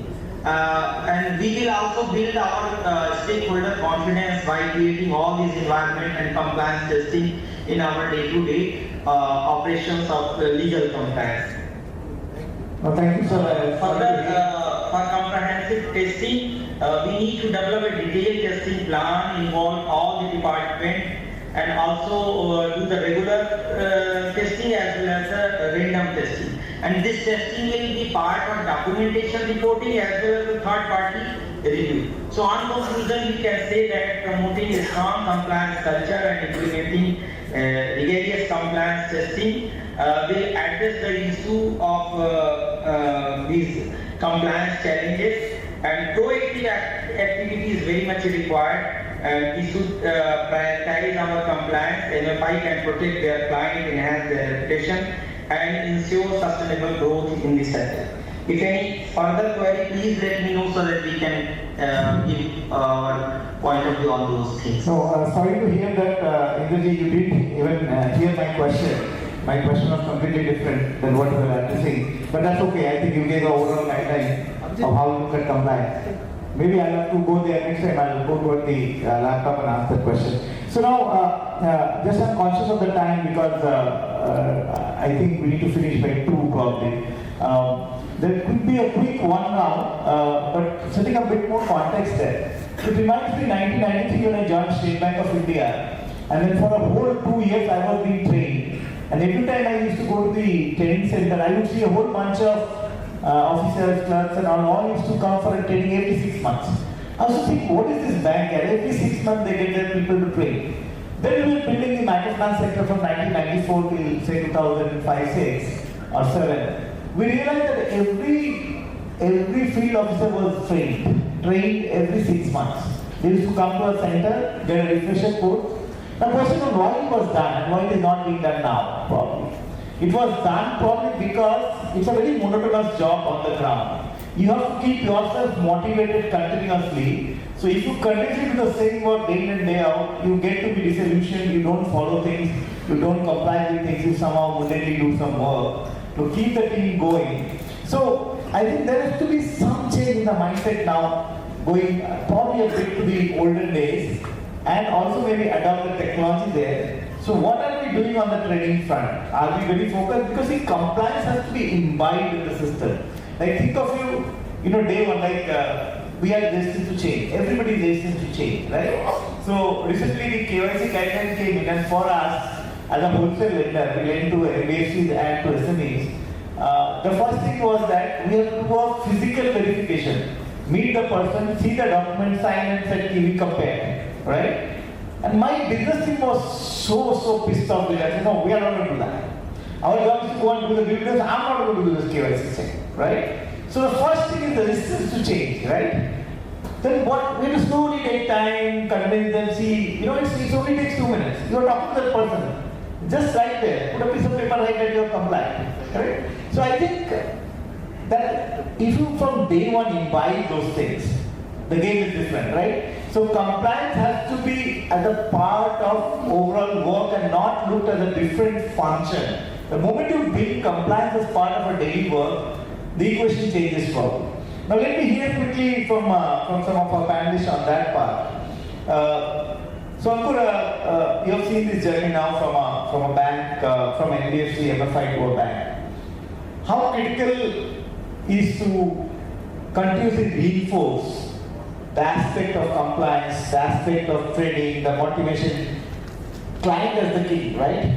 To be with the client. Is it something your organization is very focused on? What are you doing? Is there a change from being an MFI to a bank? Has it changed or is it the same? Or you see, something new coming up? With regard to training, I would say that there may be changes in the regulations, and I beg to pardon to say that there are very frequent changes in the regulations. Maybe because this industry is evaluating and we have not reached the mature level as of now. And for smaller size of NBFCs, I would say that there is always a resource constraint for getting these regulations implemented into actionable steps. Coming on back to training, like when there is any change in the regulation, like in the recent past there was a change and key fact statement was introduced by the Reserve Bank of India. So we as an organization have been very particular on, at least on compliance trainings. We have a system of physical training which you said, sir, earlier days we used to have the physical trainings and now maybe more on Zoom and also things, but in Sonata we are doing both type of trainings.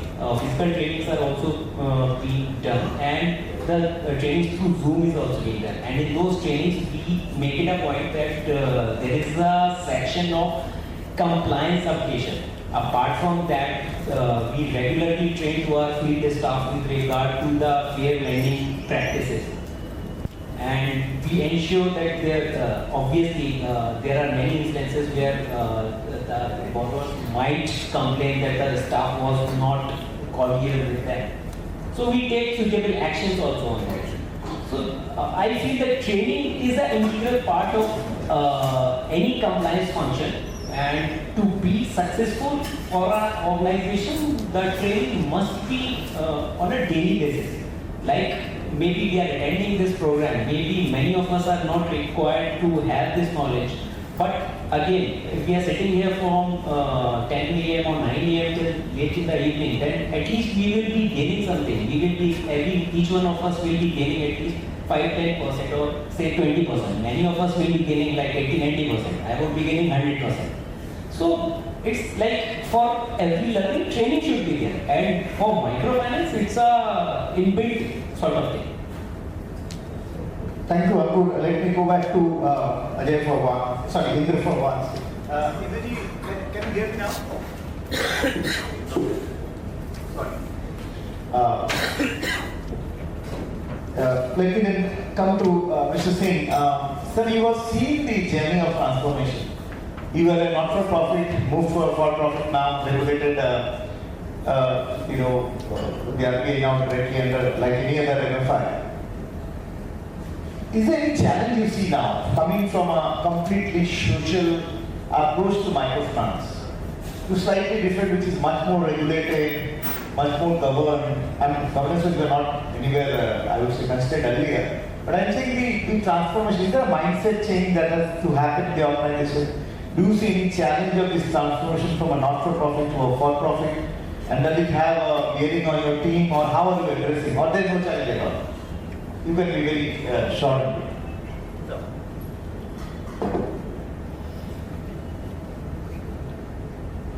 First of all, that company is still not a profit. Oh, you're not applied? No. We can just ask it. Abhijit, can you just ask him? Yes. Oh, he's there.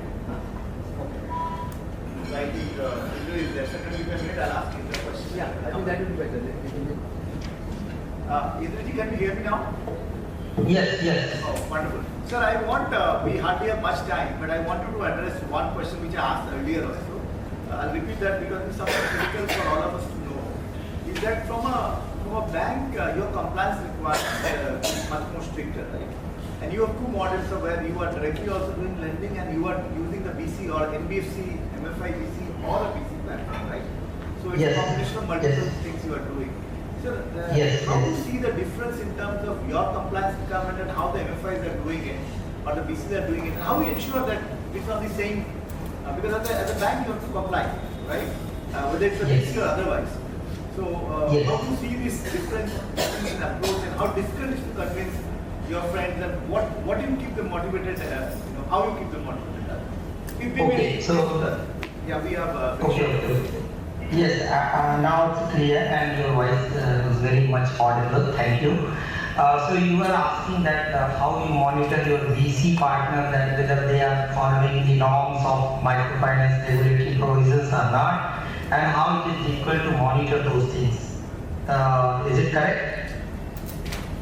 Yeah, also that they as such were not as compliant as the individual entity, but you are a bank, so they have to comply with your requirements. So yes. So to clarify this question, so we have a structure in place.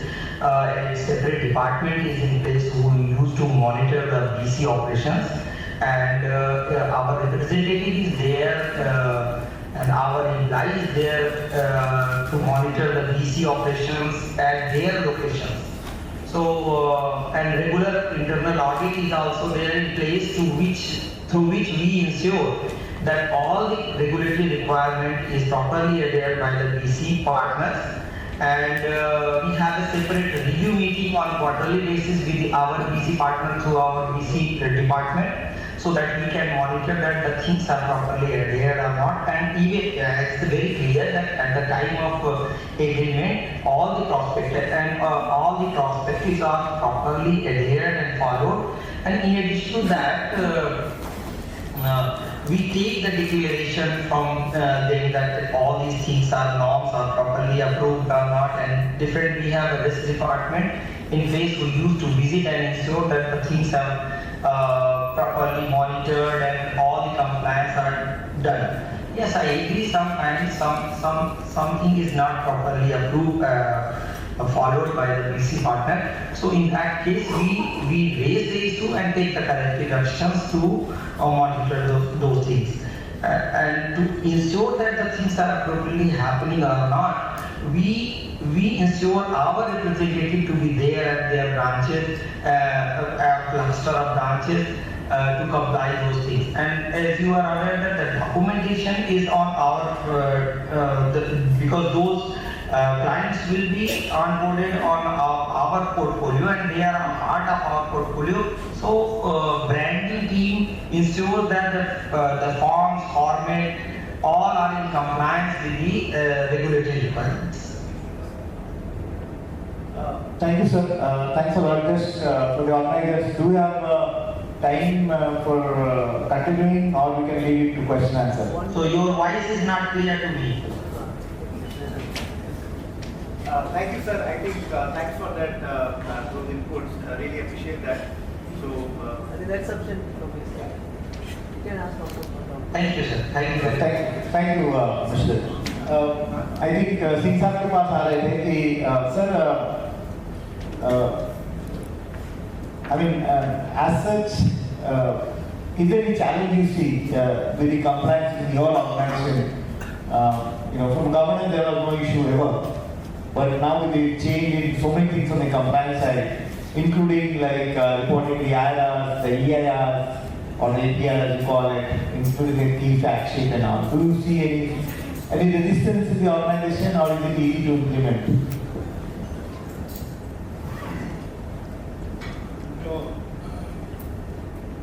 From management side, there is no resistance. Management very happily agreeing and following the regulatory norms. The challenge was arises that we were since March 22, March 23, we were under section 25 and we were exempted from the regulatory controls.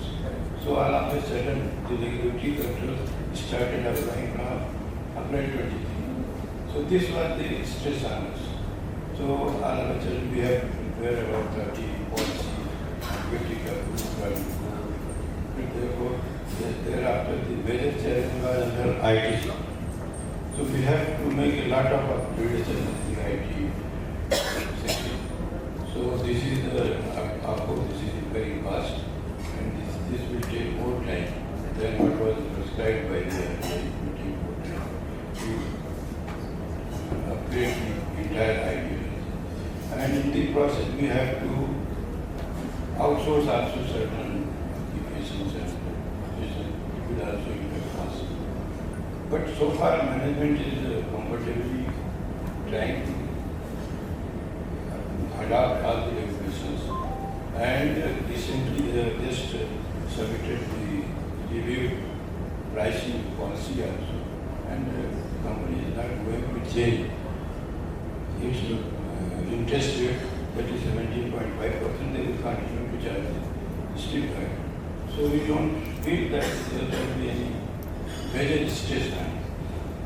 There will be time constraint, but the company will follow all the regulations. And management is very happy because we were mostly dependent on the bank borrowings since the beginning, because they were Section 25 and they have factor constraint. So since we were taking loans from the banks, and banks are already insisting us for following the NBFC norms, many norms. So we are following the NBFC norms. So as such, company management is going to adapt.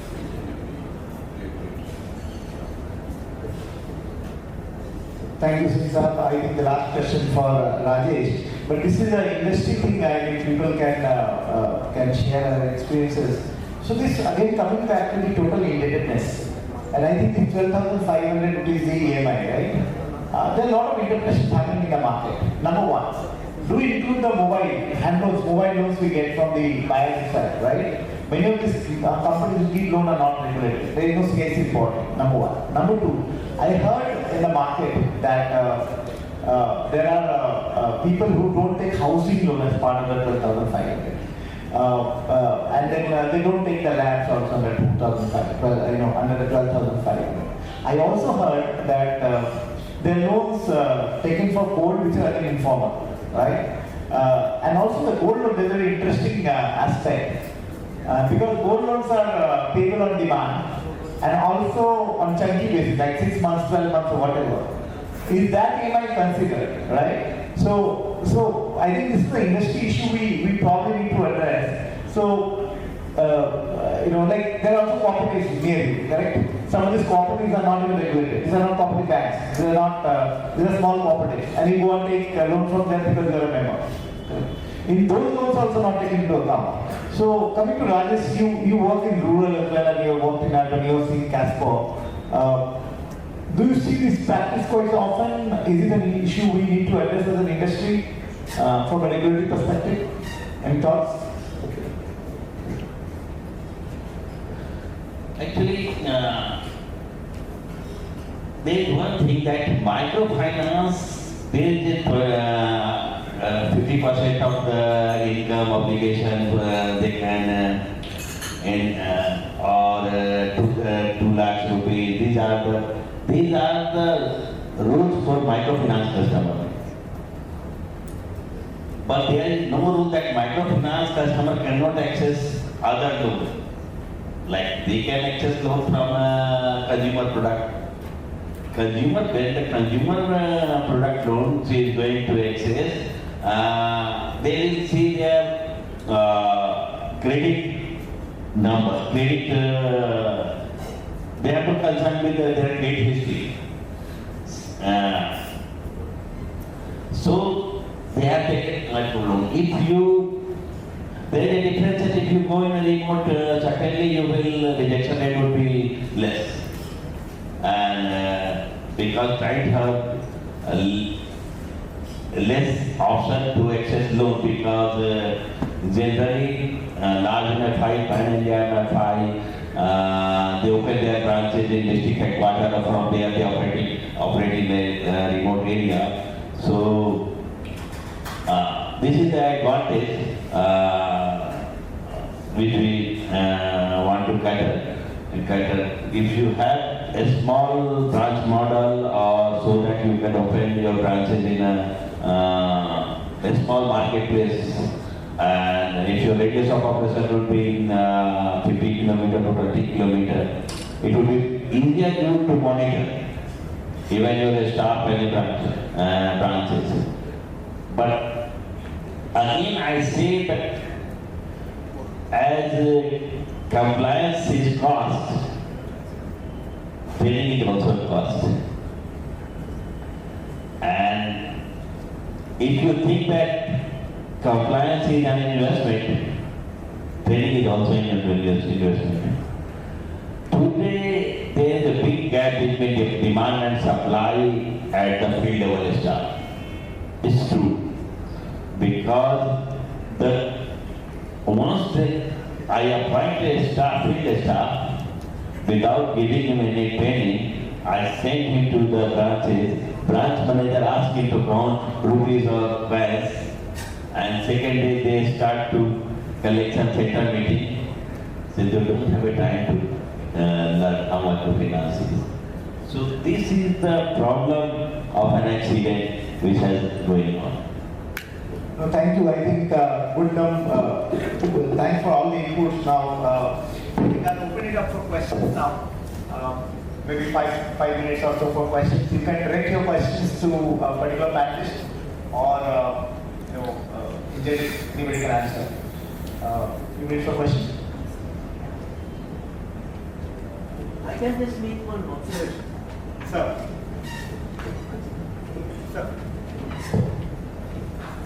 Say, regarding your point about taking the loan liabilities under gold loan or housing loan or for that matter agricultural loan.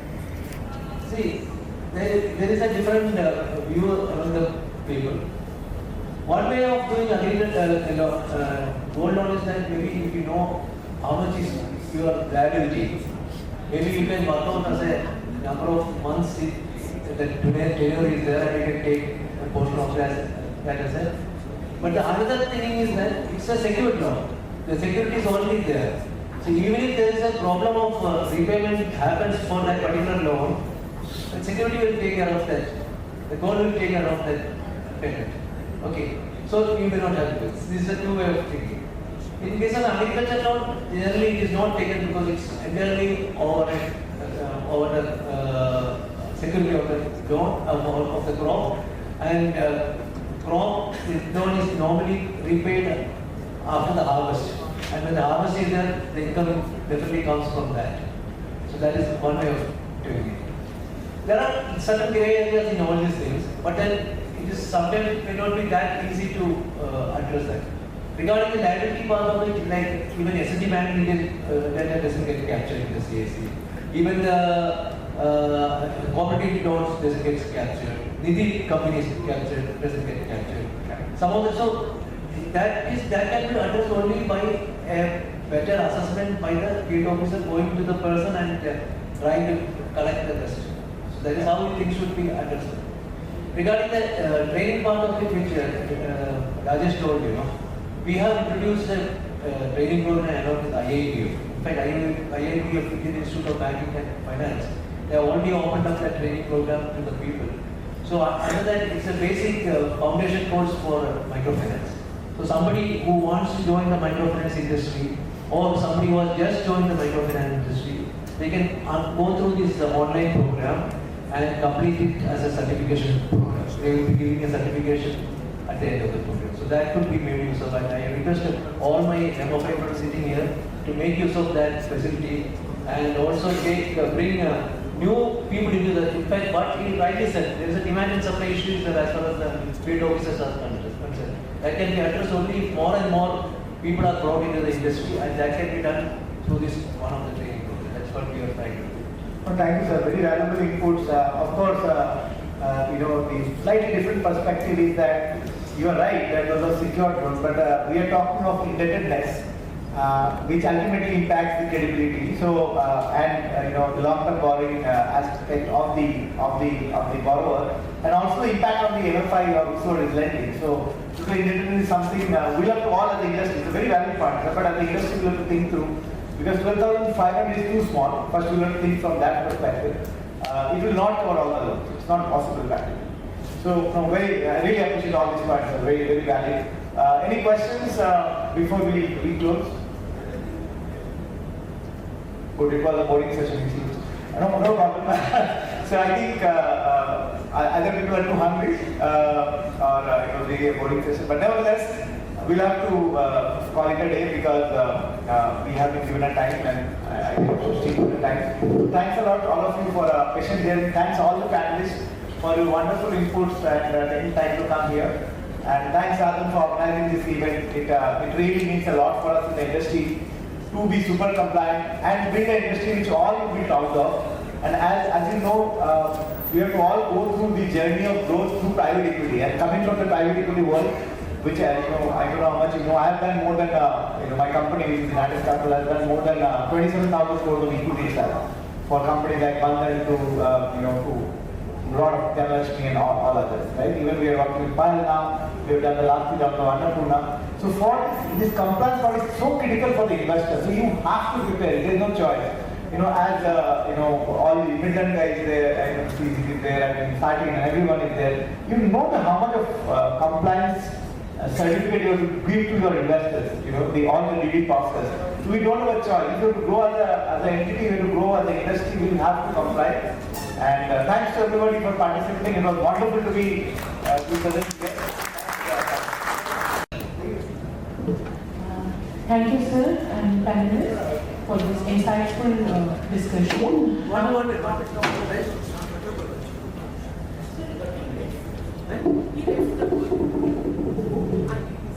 Okay. I'll request Gigi sir to felicitate our dignitaries today. Thank you, sir. Always a pleasure, sir. Thank you. Thanks for inviting me.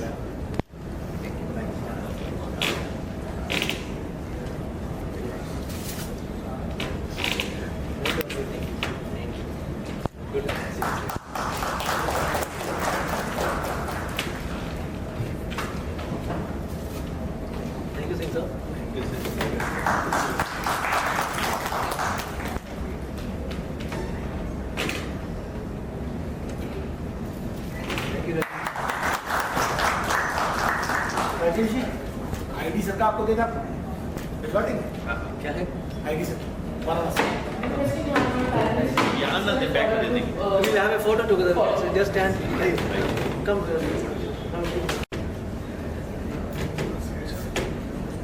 Thank you. Thank you, everyone. Now, I'll like to call Dr. Anamika. She and her team supported us to arrange this meeting today. So we would like to share our thanks in form of a small gift to her. Rajesh ji, all your students and everybody who support this program.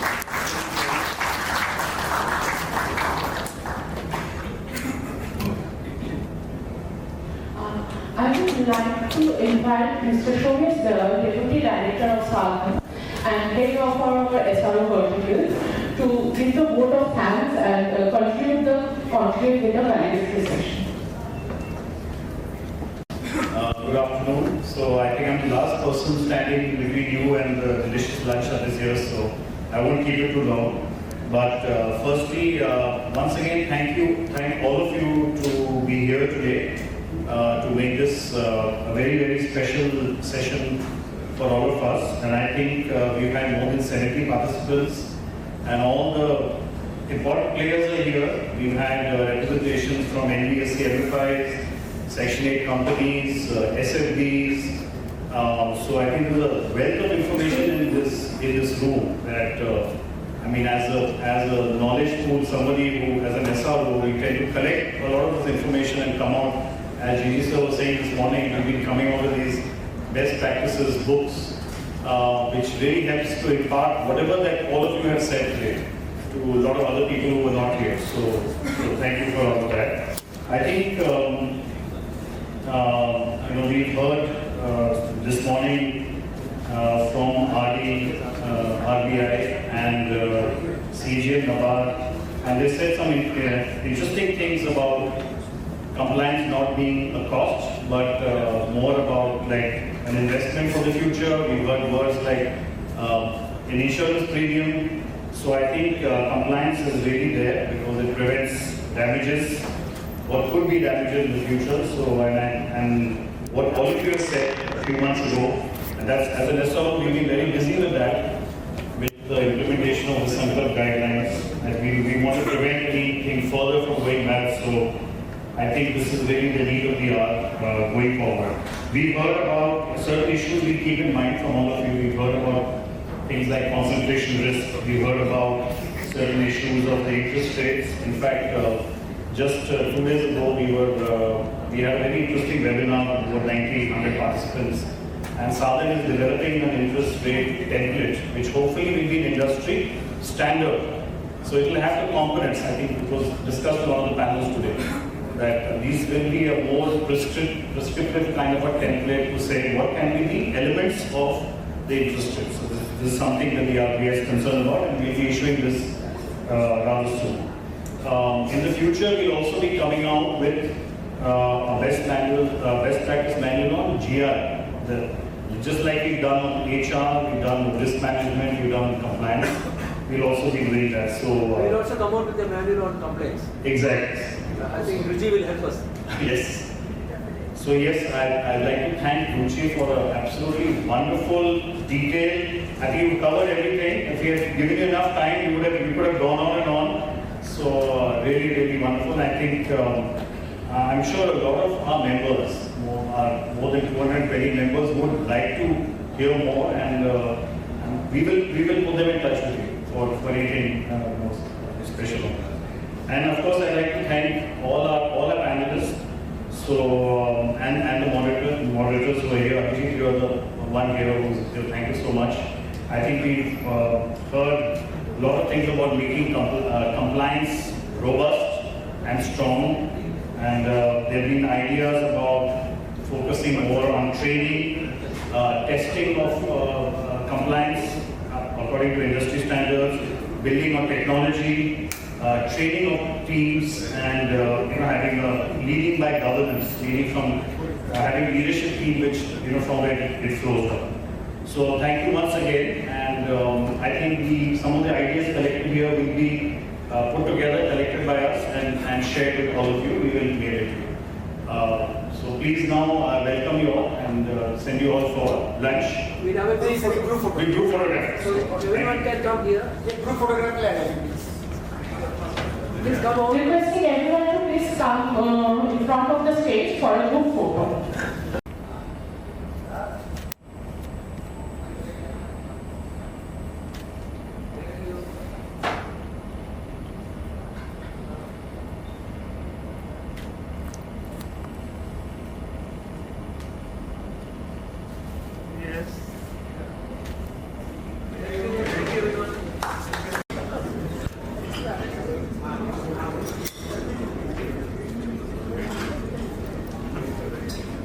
Yes.